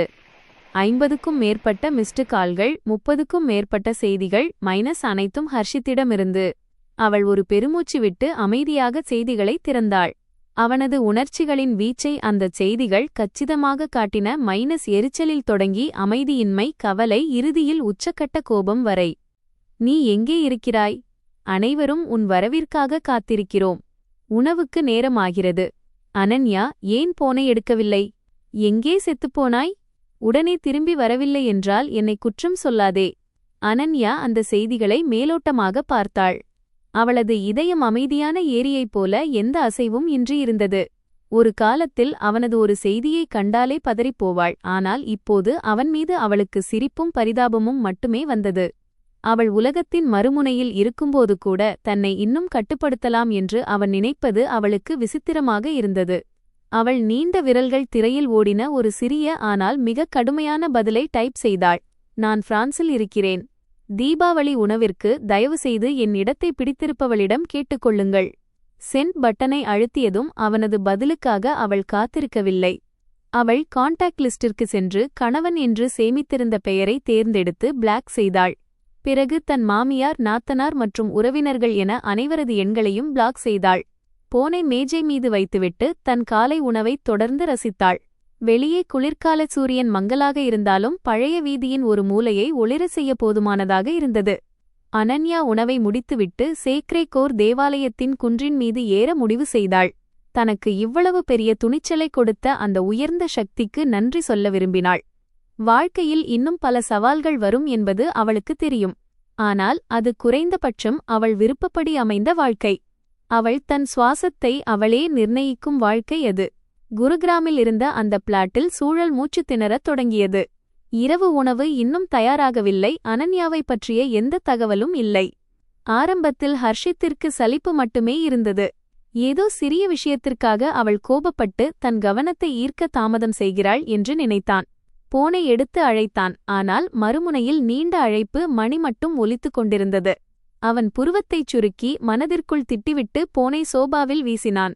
அவனது அம்மா விமலாதேவி அருகில் அமர்ந்திருந்தார். அவரும் பதற்றமடையத் தொடங்கினார். அனன்யா இப்போது ரொம்பவும் அடாவடியாக மாறிவிட்டாள். ஏதோ பொருட்கள் வாங்கச் சென்றவள் இத்தனை மணி நேரமா?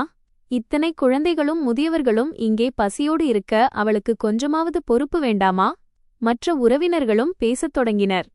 அவளது நாத்தனார் ஷாலினி இன்னும் காட்டமாகச் சொன்னாள். பார்த்தீர்களா அண்ணா, நீங்கள் வாவியை தலைக்கு மேல் தூக்கி வைத்து விட்டீர்கள். அதான் அவள் கெட்டுப்போய்விட்டாள்.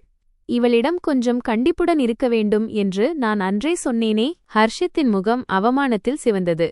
அவனது ஆரம்பகால எரிச்சல் இப்போது பெரும் அவமானமாக மாறியிருந்தது. அவன் ஒரு ப்ராஜெக்ட் மேனேஜர். அலுவலகத்தில் பல ஊழியர்கள் அவனைக் கண்டு அஞ்சினார்கள். ஆனால் வீட்டில் தன் மனைவியையே அவனால் கட்டுப்படுத்த முடியவில்லை. அவன் மீண்டும் போனை எடுத்து பைத்தியமாக அழைத்துக் கொண்டிருந்தான். ஆனால் முடிவு அந்த துண்டிக்கப்பட்ட மௌனம்தான். ஒருவிதமான அச்சம் அவன் மனதில் ஊடுருவியது. ஆனால் அதை அவன் உதறித்தள்ளினான். அவள் அப்படிச் செய்ய துணிய மாட்டாள். நேரம் இரவு 8 மணியை நெருங்க அனைவரின் பொறுமையும் கரைந்தது. பசி வயிற்றைக் கிள்ள குழந்தைகள் அழத் தொடங்கினர். ஒருவேளை உன் மனைவியை யாராவது கடத்தி சென்றிருக்கலாம். போ, அவளை தேடி அழைத்துக் கொண்டு வா என்று உறவினர்கள் அதட்டினர். ஹர்ஷித் பதற்றமடைந்தான். வெளியே செல்ல கோட் அணிய முற்பட்டபோது அவன் போன் ஒலித்தது. ஒரு புதிய செய்தி வந்திருந்தது.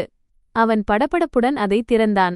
அனன்யாவிடம் இருந்து ஏதேனும் விளக்கம் இருக்கும் என்று எதிர்பார்த்தான். ஆனால் திரையில் இருந்த சொற்களை படித்ததும் அவனது உலகம் சரிந்தது. நான் பிரான்சில் இருக்கிறேன். தீபாவளி உணவிற்கு தயவுசெய்து என் இடத்தை பிடித்திருப்பவளிடம் கேட்டுக்கொள்ளுங்கள். வெறும் 11 சிறிய சொற்கள். எந்த விளக்கமும் இல்லை, எந்த விடைபெறுதலும் இல்லை. ஆனால் அவை அந்த லிவிங் ரூமின் நடுவே வெடித்த ஒரு அணுகுண்டு போல இருந்தன. ஹர்ஷித் உறைந்து போனான். அந்த செய்தியை பலமுறை வாசித்தான்.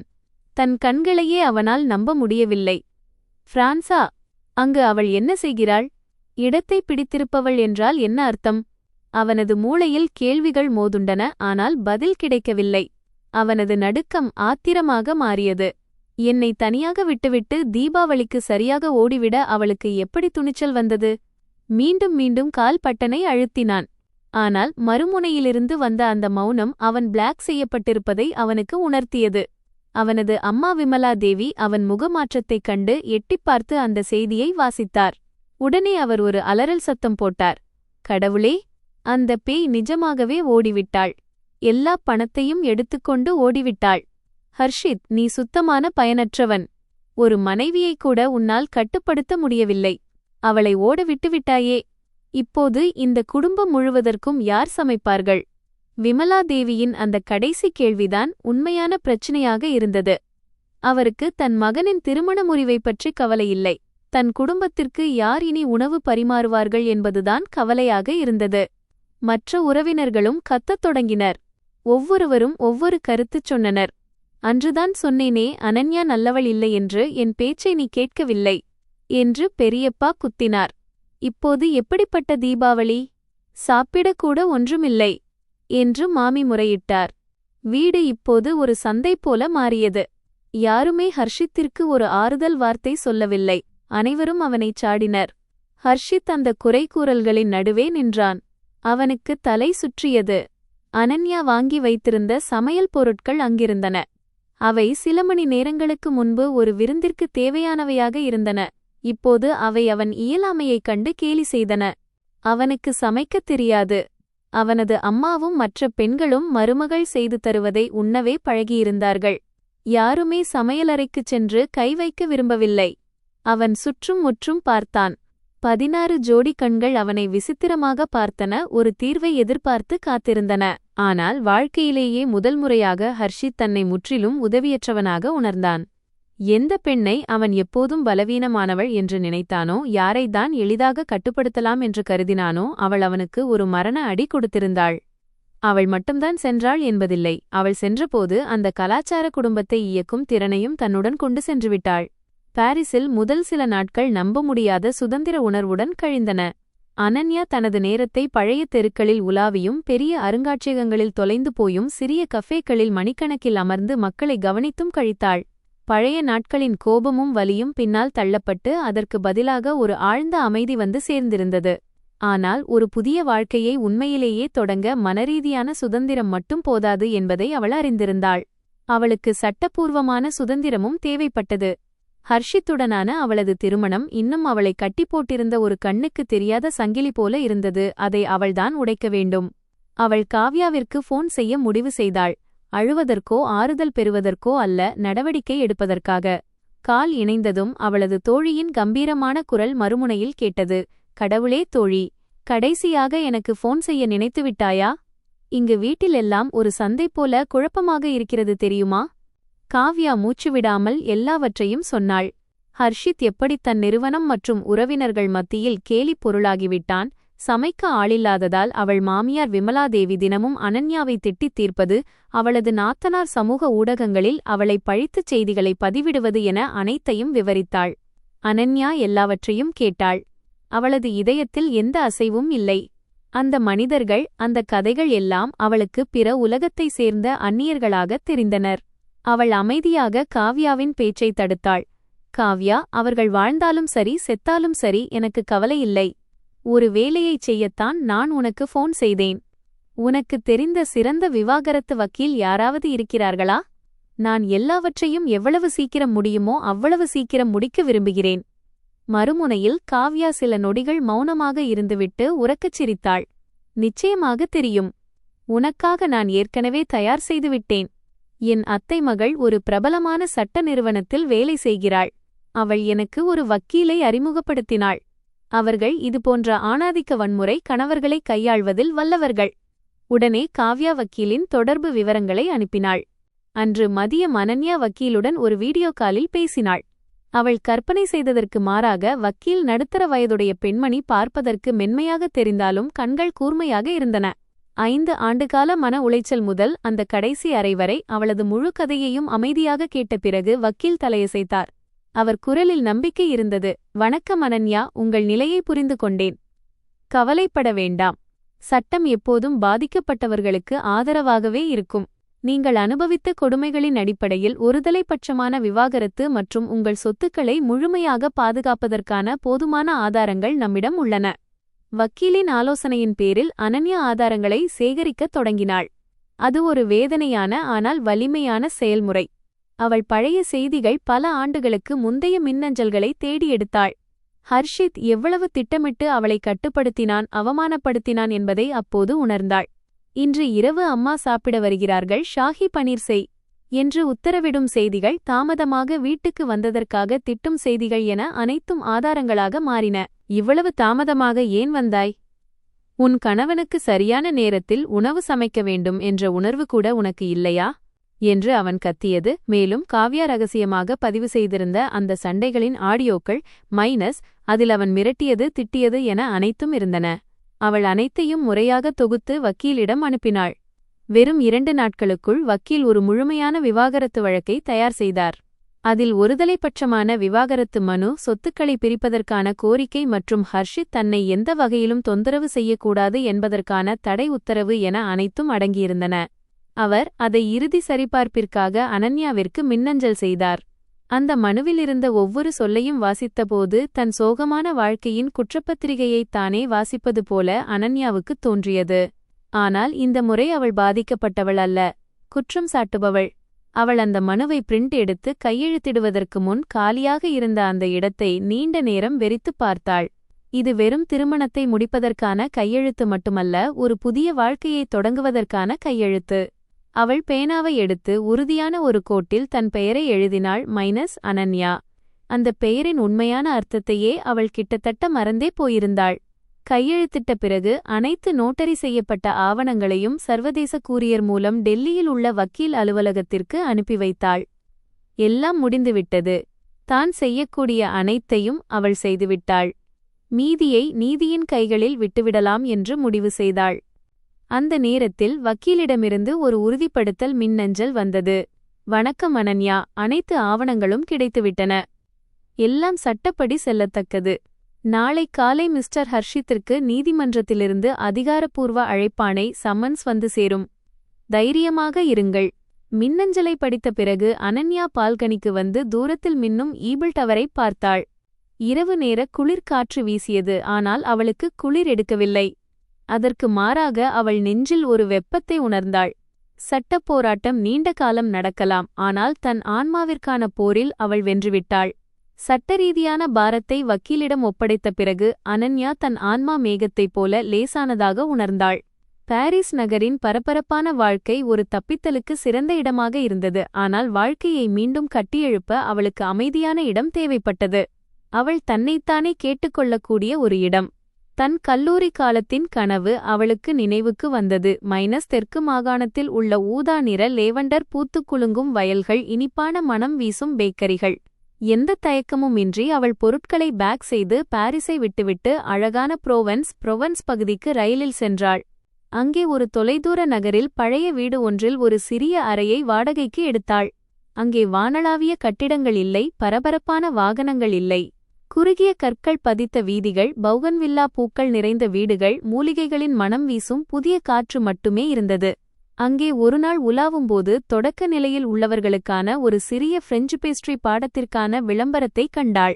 அவள் மனதில் ஒரு யோசனை தோன்றியது. அதிகம் யோசிக்காமல் அதில் சேர்ந்து கொண்டாள். பல ஆண்டுகளாக பொறுப்புகள் மற்றும் வீட்டு வேலைகளின் சுமைகளால் நசுக்கப்பட்டு போயிருந்த அந்த ஆர்வத்தை அவள் மீண்டும் கண்டடைய விரும்பினாள். பேக்கிங் வகுப்பு ஒரு முற்றிலும் மாறுபட்ட உலகம். அங்கே எந்த தீர்ப்புகளும் இல்லை, எந்த தேவையற்ற கட்டளைகளும் இல்லை. வெண்ணெய், சர்க்கரை, சாக்லேட்டின் இனிப்பான மனம் மற்றும் ஒரே ஆர்வம் கொண்டவர்களின் கவனமான செயல்பாடு மட்டுமே இருந்தது.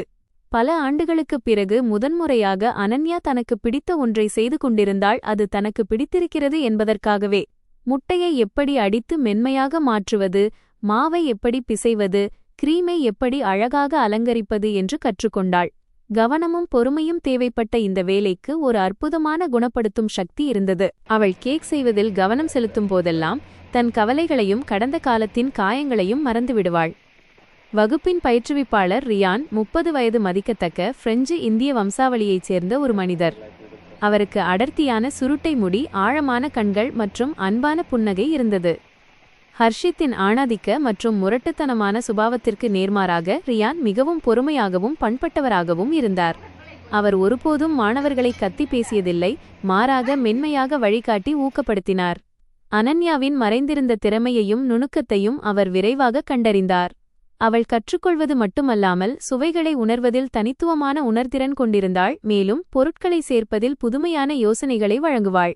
ஒரு நாள் வகுப்பில் லெமன் டார்ட் செய்முறை பயிற்சியின் போது அனன்யா அந்த டார்ட்டின் மேலோட்டை கிரஸ்ட் சரியாக செய்ய முடியாமல் சிரமப்பட்டாள்.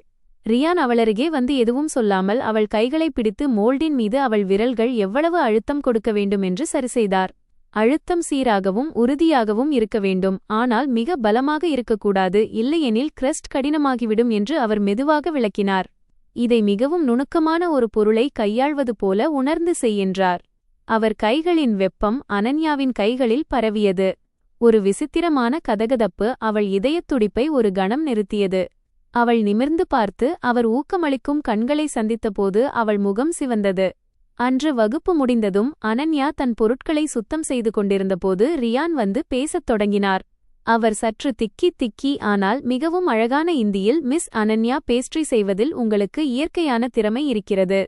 முன்பே இதை நீங்கள் கற்றிருக்கிறீர்களா என்றார். அனன்யா புன்னகையுடன் தலையசைத்தாள். அது ஒரு தொலைதூரக் கனவு. அவர்களின் உரையாடல் மெல்ல விரிவடைந்தது.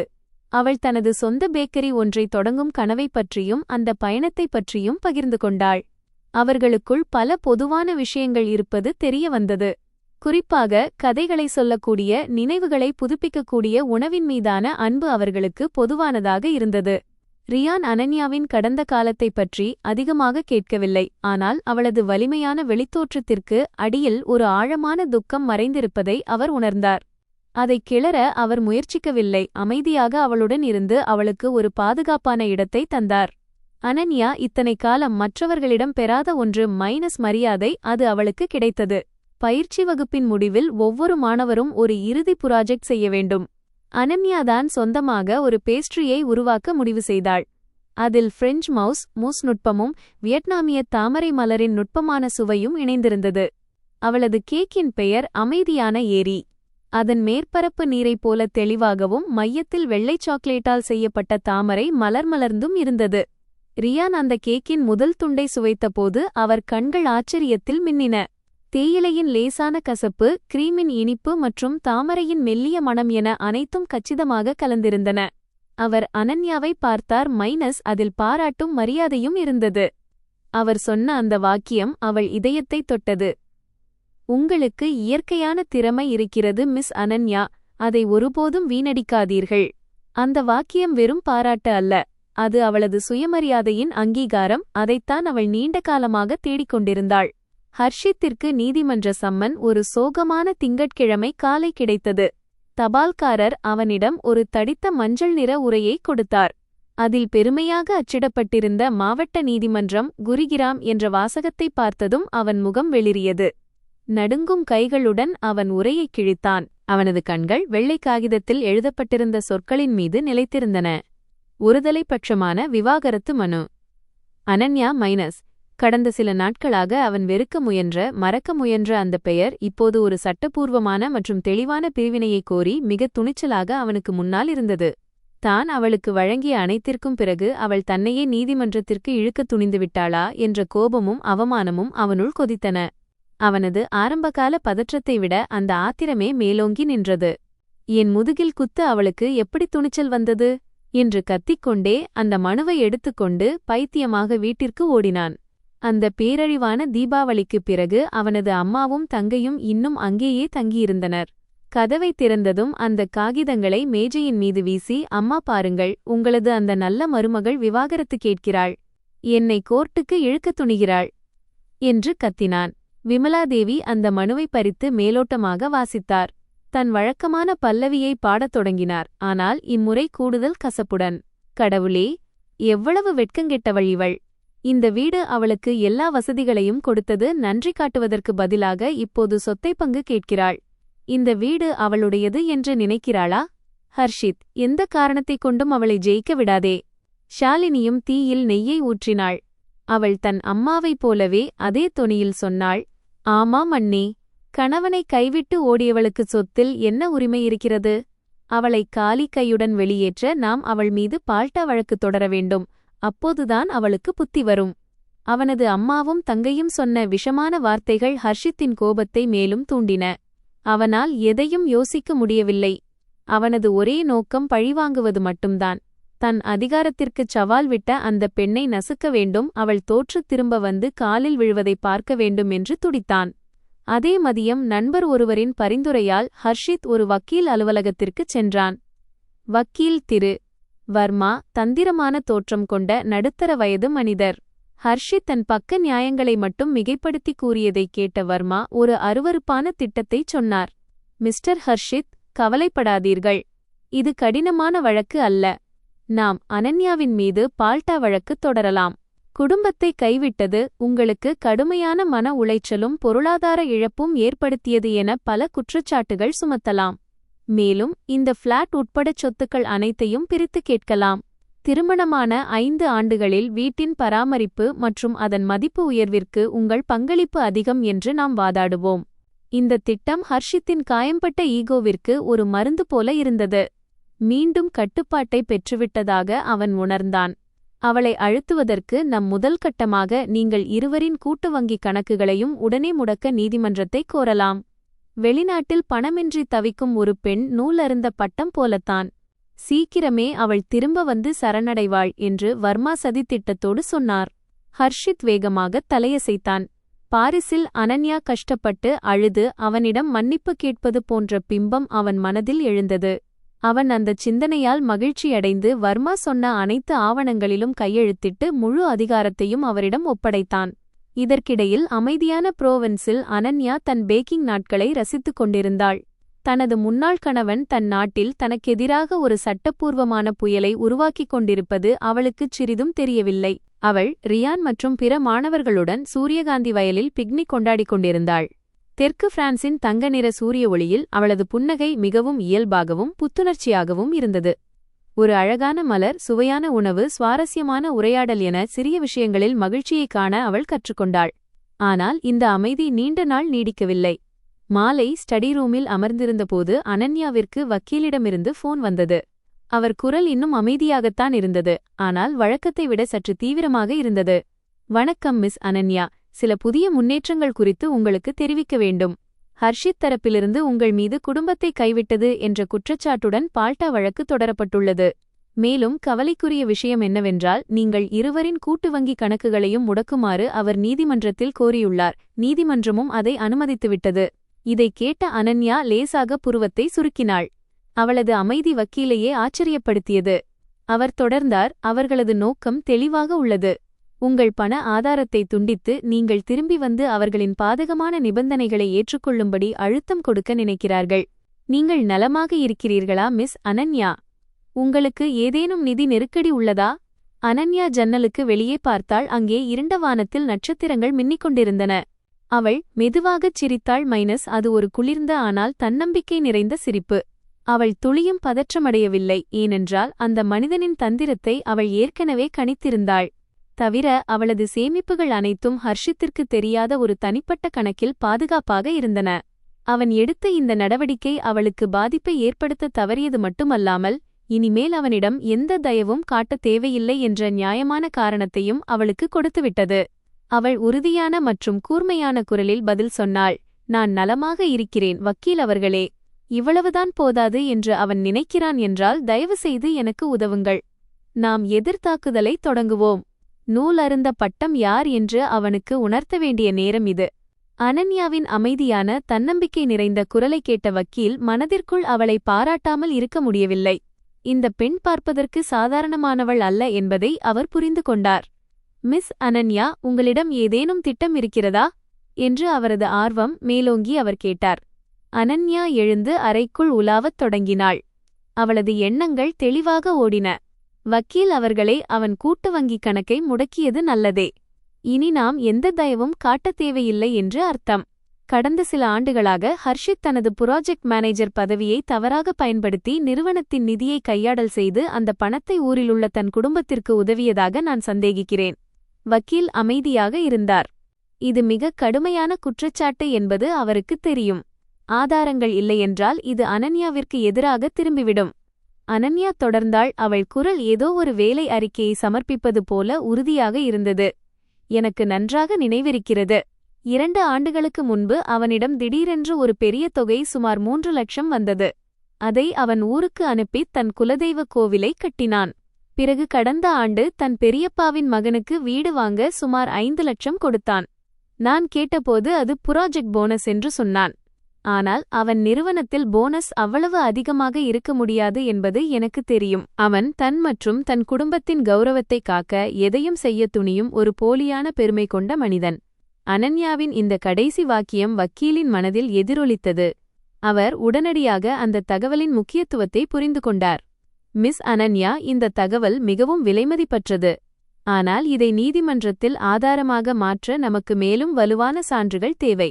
அதைச் சேகரிக்க உங்களுக்கு வழி இருக்கிறதா? அனன்யா ஒரு கணம் யோசித்தாள். அப்போது ஒரு யோசனை அவள் மனதில் மின்னியது. அவனது கணினி மற்றும் மின்னஞ்சல் கடவுச்சொல், பாஸ்வேர்ட் இன்னும் என் பிறந்த நாளாகத்தான் இருக்கும் என்று நினைக்கிறேன். அவன் மிகவும் அகங்காரமும் சோம்பேறித்தனமும் கொண்டவன். இவ்வளவு சிறிய விஷயங்களை அவன் மாற்றியிருக்க மாட்டான். உடனே அந்த தகவலை வக்கீலிடம் கொடுத்துவிட்டு காவ்யாவிற்கு ஃபோன் செய்து அவனது அகங்காரத்தால் பாதிக்கப்பட்ட அவனது முன்னாள் சக ஊழியர்களிடம் பேசித் தகவல்களை திரட்டுமாறு கேட்டுக்கொண்டாள். திட்டம் மிக விரைவாகவும் இரகசியமாகவும் செயல்படுத்தப்பட்டது. வக்கீல் தனது அனுபவத்தை பயன்படுத்தி ஒரு ஐடி நிபுணரை அமர்த்தி சட்டப்பூர்வமாக அவனது மின்னஞ்சல் கணினியின் பாதுகாப்பு ஓட்டைகள் வழியாக உள்ளே நுழைய முயன்றார். இதற்கிடையில் காவ்யா ஹர்ஷித்தின் நிறுவனத்தில் வேலை செய்து அவனது முறையற்ற செயல்களால் வெறுத்து வேலையை விட்ட முன்னாள் கணக்காளர் ஒருவரிடமிருந்து தகவல்களை பெற்றாள். அந்த கணக்காளர் ஹர்ஷித் பணத்தை கையாடல் செய்த முறைகள் பற்றிய முக்கியமான தகவல்களை வழங்கினார். சில நாட்களுக்குப் பிறகு அனன்யாவின் மின்னஞ்சலுக்கு ஒரு பெரிய கோப்பு ஃபைல் வந்து சேர்ந்தது. அது வக்கீலின் விசாரணையின் பலன். உள்ளே ஹர்ஷித் மற்றும் விநியோகஸ்தர்களுக்கு இடையே பரிமாறப்பட்ட பல மின்னஞ்சல்கள் இருந்தன. தந்திரமாக உருவாக்கப்பட்ட போலி பில்கள், அவனது தந்தையின் கணக்கிற்கு பணத்தை மாற்றியதற்கான ஆதாரங்கள் என அனைத்தும் அவன் செய்த கையாடல் குற்றத்தை உறுதிப்படுத்தின. கடந்த 2 ஆண்டுகளில் அவன் கையாடல் செய்த தொகை சுமார் 5 லட்சம். இது அவனை சிறைக்கு அனுப்ப போதுமான ஆதாரம் ஆகும். இந்த தகுந்த ஆதாரங்களை பார்த்தபோது அனன்யாவிற்கு மகிழ்ச்சி ஏற்படவில்லை, மாறாக ஒரு விசித்திரமான உணர்வே ஏற்பட்டது. அவன் எப்போதும் போதித்து வந்த அந்த கலாச்சாரம்தான் இன்று அவனை திருட்டுப்பாதைக்கு தள்ளியிருக்கிறது. வக்கீல் உடனடியாக வியூகத்தை மாற்றினார். அவர் இந்த ஆதாரங்களை நீதிமன்றத்தில் சமர்ப்பிக்க அவசரப்படவில்லை. மாறாக ஹர்ஷித்தின் வக்கீல் திரு வர்மாவுடன் ஒரு சந்திப்பிற்கு ஏற்பாடு செய்தார். சந்திப்பின் போது வர்மா இன்னும் அகங்காரத்துடன் இருந்தபோது வக்கீல் அமைதியாக அந்த தடிமனான கோப்பை மேஜை மீது வைத்தார். திரு வர்மா, நாம் சொத்து பகிர்வு பற்றி பேசுவதற்கு முன் தயவுசெய்து இதை பாருங்கள். உங்கள் வாடிக்கையாளரின் கடந்த 2 ஆண்டுகால சில சுவாரஸ்யமான நிதி நடவடிக்கைகள் இதில் உள்ளன. வர்மா அந்த கோப்பை திறந்ததும் அவர் முகம் மாறியது. தன்னம்பிக்கையோடு இருந்தவர் திடீரென்று வெளிரிப்போனார். இந்த ஆவணங்களின் வீரியம் என்னவென்று ஒரு தந்திரமான வக்கீலான அவருக்கு தெரியும். இவை இந்த விவாகரத்து வழக்கை தோற்கடிக்கச் செய்வது மட்டுமல்லாமல் ஹர்ஷித்தை சிறைக்கும் அனுப்பும். அவர் பதற்றத்துடன் வெளியே சென்று ஃபோன் செய்ய அனுமதி கேட்டார். மறுமுனையில் ஹர்ஷித் அனன்யாவிற்கு எப்படி பாடம் புகட்டலாம் என்று புலம்பிக் கொண்டிருந்தான். அப்போது வர்மா நடுங்கும் குரலில் குறுக்கிட்டார். நாம் பெரிய சிக்கலில் இருக்கிறோம். அனன்யா நீங்கள் நினைப்பது போல அப்பாவி கிடையாது. அவள் மிகவும் தந்திரமானவள். அனன்யாவின் வசம் இருக்கும் ஆதாரங்களைப் பற்றி அவர் சொன்னதைக் கேட்டதும் ஹர்ஷித்தின் கை தவறி ஃபோன் கீழே விழுந்து உடைந்தது. அவன் நாற்காலியில் அப்படியே சரிந்து உட்கார்ந்தான். உடலில் குளிர்ந்த வியர்வை கொட்டியது. எல்லாம் முடிந்துவிட்டது. நிஜமாகவே எல்லாம் முடிந்துவிட்டது. எந்த இழிவான செயலின் மீது அவன் மிகுந்த பெருமை கொண்டிருந்தானோ, அதாவது கணக்கை முடக்குவதும் தன் மனைவி மீது பொய் வழக்கு தொடர்வதும், அதுவே அவனது சமாதியை தோண்டும் செயலாக முடிந்தது. அவன் அமைதியாக விவாகரத்தை ஏற்றுக்கொண்டிருந்தால் ஒருவேளை இந்த ரகசியம் என்றென்றும் புதைக்கப்பட்டிருக்கும். ஆனால் அவனது பேராசையும் அகங்காரமும் அந்த டைம் பாமை அவனே பற்றவைக்கச் செய்துவிட்டன. 1 மணி நேரத்திற்குப் பிறகு வக்கீல் அலுவலகத்திற்கு ஒரு ஃபோன் வந்தது. அது திரு வர்மாவினுடையது. அவர் குரலில் இப்போது எந்த அகங்காரமும் இல்லை, மாறாக ஏமாற்றமும் உதவியற்ற தன்மையுமே இருந்தது. வக்கீல் அவர்களே, நாங்கள் மீண்டும் ஆலோசித்தோம். எங்கள் தரப்பு வழக்கை முழுமையாக திரும்பப் பெறவும் நிபந்தனையற்ற விவாகரத்தை ஏற்றுக்கொள்கிறோம். சொத்து பகிர்வு குறித்து நாங்கள் எதையும் கேட்கவில்லை. மிஸ் அனன்யா, தயவுசெய்து கருணை காட்டி இந்த விஷயத்தை பொதுவெளியில் கசியவிட வேண்டாம் என்று கேட்டுக்கொள்கிறோம். போர் தொடங்கும் முன்பே முடிவு தீர்மானிக்கப்பட்டுவிட்டது. ஆட்டம் முழுமையாக மாறிவிட்டது. இப்போது கடிவாளம் அனன்யாவின் கையில் இருந்தது. ஹர்ஷித் நிபந்தனையற்ற சரணாகதி அடைந்ததையும், வழக்கு வாபஸ் பெறப்பட்டதையும், சொத்துக்கள் எதையும் அவன் கேட்கவில்லை என்பதையும் வக்கீல் போனில் சொன்னபோது அனன்யா நகரத்தின் எல்லையில் இருந்த ஒரு லேவண்டர் தோட்டத்தில் நின்று கொண்டிருந்தாள். அவள் ஒரு நீண்ட பெருமூச்சு விட்டாள். பூக்களின் இனிமையான மணம் அவள் நுரையீரலை நிரப்பியது. ஒரு விசித்திரமான அமைதியை அவள் உணர்ந்தாள். அவள் மகிழ்ச்சியில் துள்ளி குதிக்கவோ ஆரவாரம் செய்யவோ விரும்பவில்லை. அதற்கு பதிலாக ஒரு ஆழ்ந்த அமைதியும் கடைசி பாரத்தையும் இறக்கி வைத்தது போன்ற லேசான உணர்வும் அவளுக்கு ஏற்பட்டது.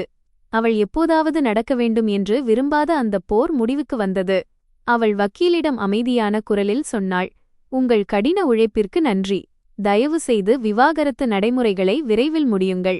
அந்த ஆதாரங்களைப் பொறுத்தவரை அதை நான் மேலும் கொண்டு செல்ல விரும்பவில்லை. அவனது பெயர் என் வாழ்க்கையிலிருந்து என்றென்றும் மறைய வேண்டும். அவன் என்னையோ என் குடும்பத்தையோ இனி எந்த விதத்திலும் தொந்தரவு செய்யக்கூடாது. அதுவே எனக்கு போதும். அனன்யாவின் பெருந்தன்மையைக் கண்டு வக்கீல் சற்று ஆச்சரியப்பட்டார். ஆனால் பிறகு புரிந்து கொண்டார். இந்த பெண்ணுக்கு தன் வெற்றியை நிரூபிக்கச் சட்டத்தின் துணை தேவைப்படவில்லை. ஏனென்றால் அவளது மிகப்பெரிய வெற்றி சுதந்திரம் அடைந்ததுதான். இப்போது அனன்யா தன் முழு கவனத்தையும் தன் ஆர்வத்தின் மீது செலுத்த முடியும். பேக்கிங் பாடத்தின் இறுதிப் போட்டி நெருங்கிக் கொண்டிருந்தது. அது அவளுக்கு வெறும் தேர்வு மட்டுமல்ல, அது அவள் தேர்ந்தெடுத்த ஒரு புதிய பாதையில் தன் மதிப்பினை நிரூபிக்கும் முதல் வாய்ப்பு.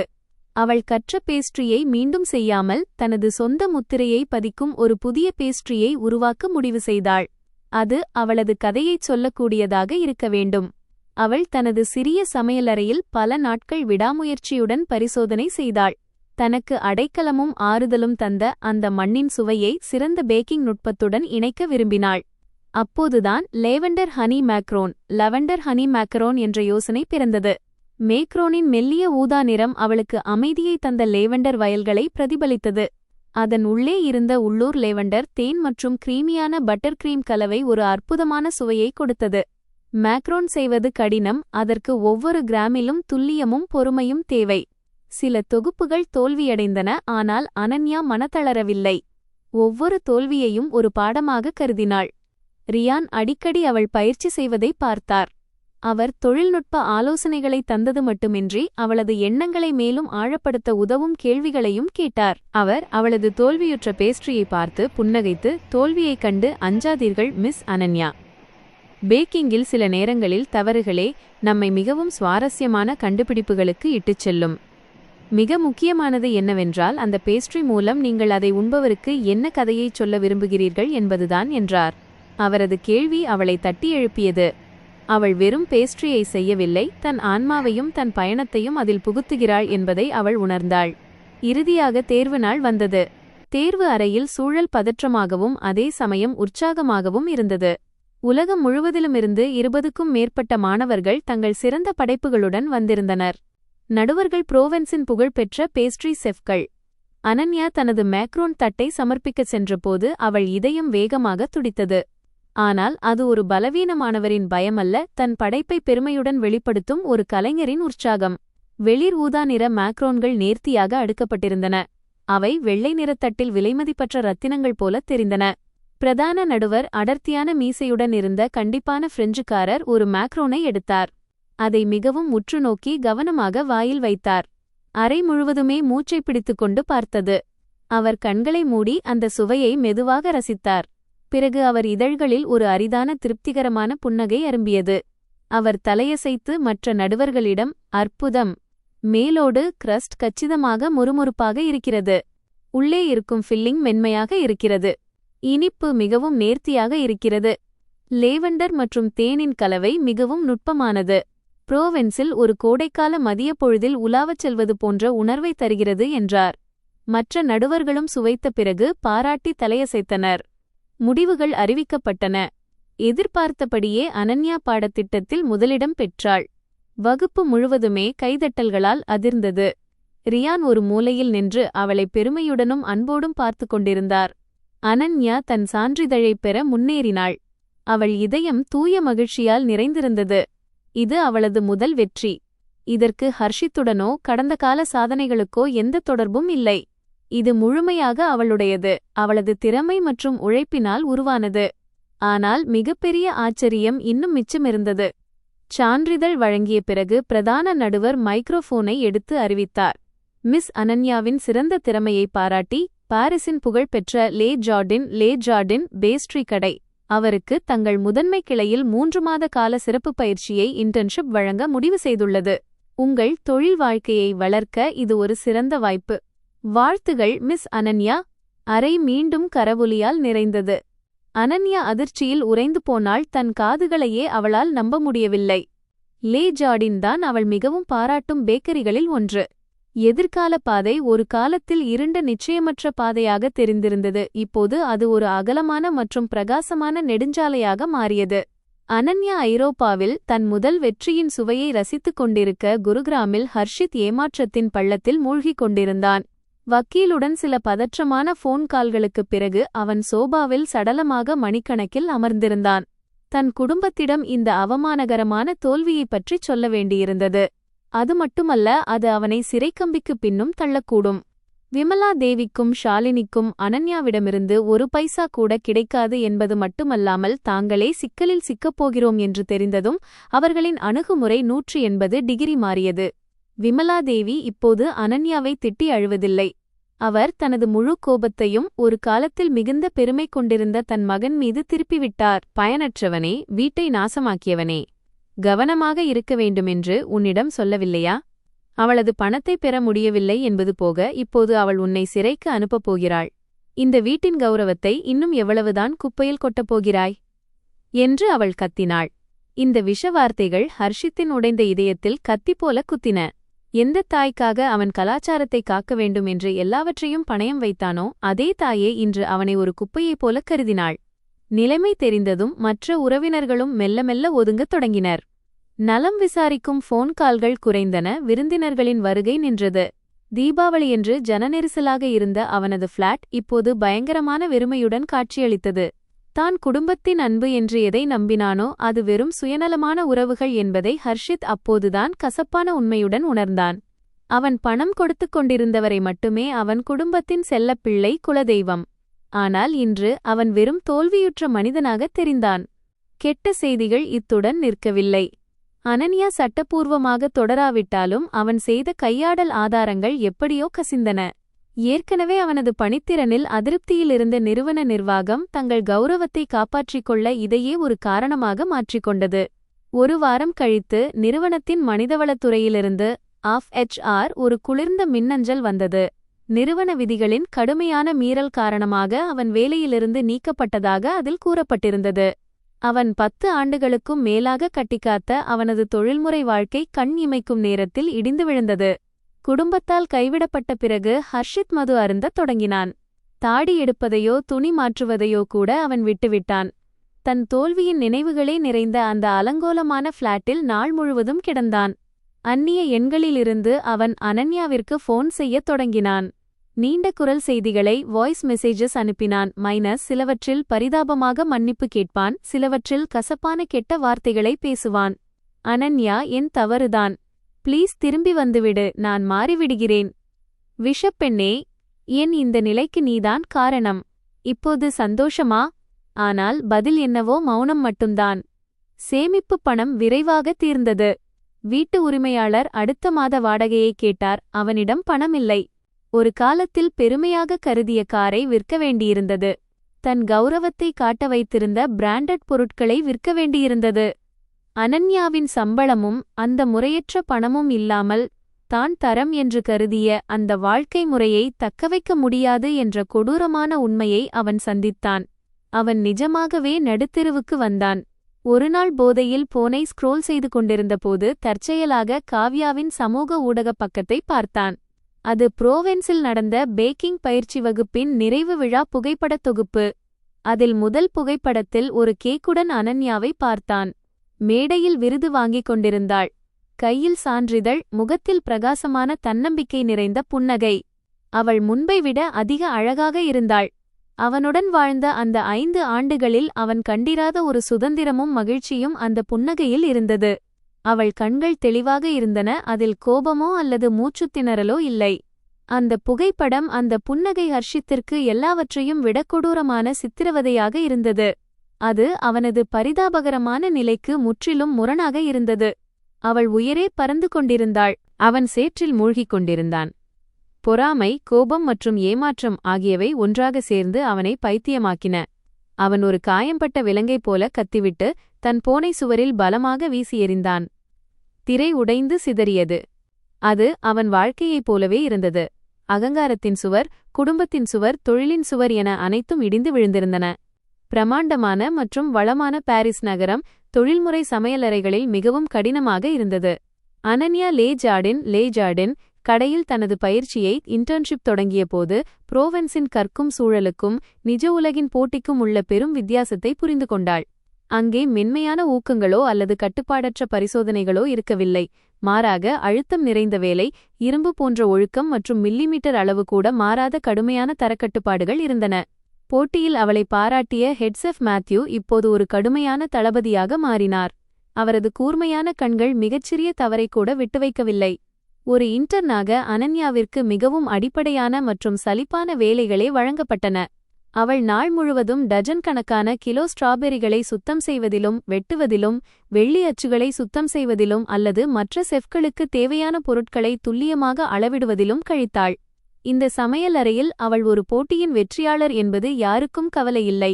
அங்கே அவள் ஒரு ஆரம்பநிலை மாணவி மட்டுமே, பூஜ்யத்திலிருந்து தன் மதிப்பினை நிரூபிக்க வேண்டியிருந்தது. ஆனால் அவள் விரைவாக தன் மன உறுதியை மீட்டெடுத்தாள். ஒவ்வொரு சிறந்த செஃப்பாம் இந்த வழியைத்தான் கடந்து வர வேண்டும் என்பதை அவள் அறிந்திருந்தாள். அவளுக்கு வழங்கப்பட்ட பணிகளை சிறப்பாக செய்தது மட்டுமின்றி அமைதியாக தன் சுற்றியுள்ள அனைத்தையும் கவனித்து கற்றுக்கொண்டாள். குறுகிய இடங்களில் எப்படி திறமையாக நகர்வது, தொழில்நுட்ப வார்த்தைகள் மூலம் எப்படி தொடர்பு கொள்வது, நெருக்கடியான நேரங்களில் எப்படி அமைதியாக செயல்படுவது என்பதை அவள் கற்றாள். அனன்யாவின் பணிவு மற்றும் கற்கும் ஆர்வத்தை ஹெட் செஃப் மேத்யூ மெல்ல கவனிக்கத் தொடங்கினார். அவர் எதுவும் சொல்லாவிட்டாலும் அவளுக்கு வழங்கிய பணிகள் கொஞ்சம் சிக்கலானவையாக மாறின. அது ஒரு மௌனமான அங்கீகாரம். அவள் சாதாரணமான இன்டர்ன் இல்லை என்பது அவருக்கு புரிந்தது. அனன்யாவிற்கு உண்மையான வாய்ப்பு லே ஜார்டின் புதிய சீசன் மெனுவை தயாரித்தபோது கிடைத்தது. ஹெட் செஃப் மேத்யூ குழுவை ஒன்று கூட்டி ஒரு சவாலை விடுத்தார். எனக்கு புதிய யோசனைகள் வேண்டும். சீசனுக்கு ஏற்ற புதிய சுவை கொண்ட வாடிக்கையாளர்களை ஆச்சரியப்படுத்தும் ஏதாவது ஒன்று வேண்டும்.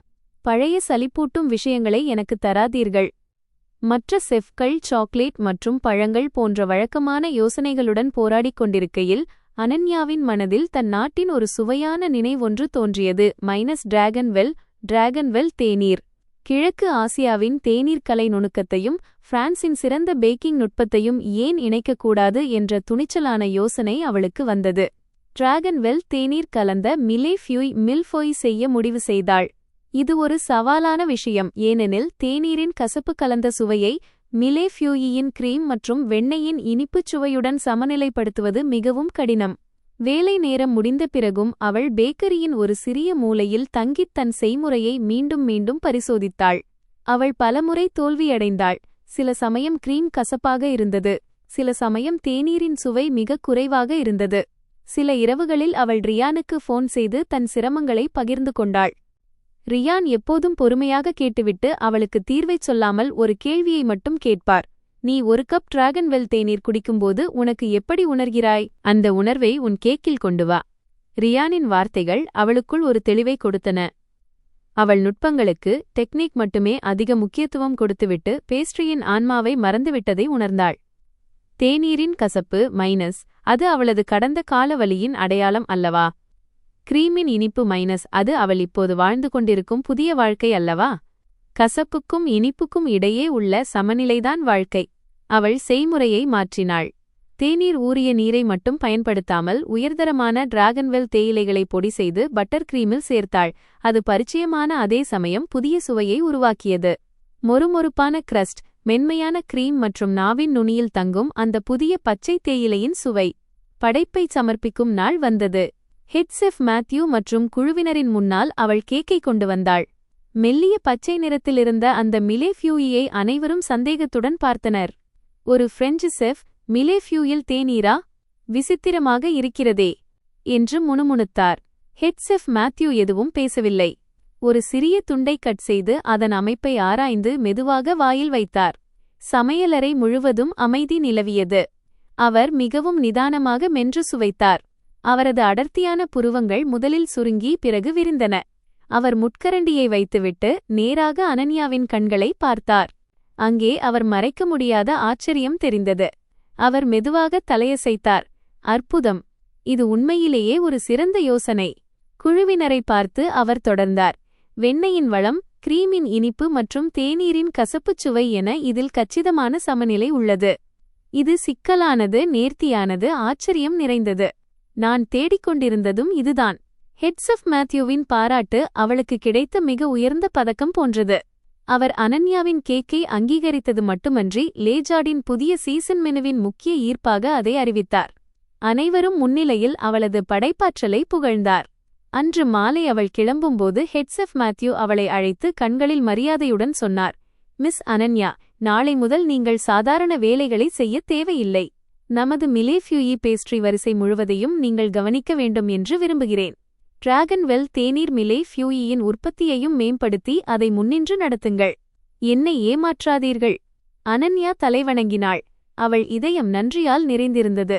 அந்த புகழ்பெற்ற சமையலறையில் அவள் ஒரு இடத்தை பிடித்தது மட்டுமன்றி அவளால் மட்டுமே செய்யக்கூடிய ஒரு பொறுப்பையும் பெற்றிருந்தாள். அந்த தேநீர் கேக் விரைவில் பாரிஸ் உணவு பிரியர்களிடையே பெரும் தாக்கத்தை ஏற்படுத்தியது. அது லே ஜார்டின் கடையின் சிக்னேச்சர் கேக் ஆனது. உணவு பத்திரிகையாளர்கள் அதை கிழக்கிற்கும் மேற்கிற்கும் இடையிலான ஒரு இசை சங்கமம் என்று புகழ்ந்தனர். அந்த படைப்பாற்றலுக்கு பின்னால் இருக்கும் மர்மமான ஆசிய பெண் செஃபின் பெயர் மரியாதையுடன் உச்சரிக்கப்பட்டது.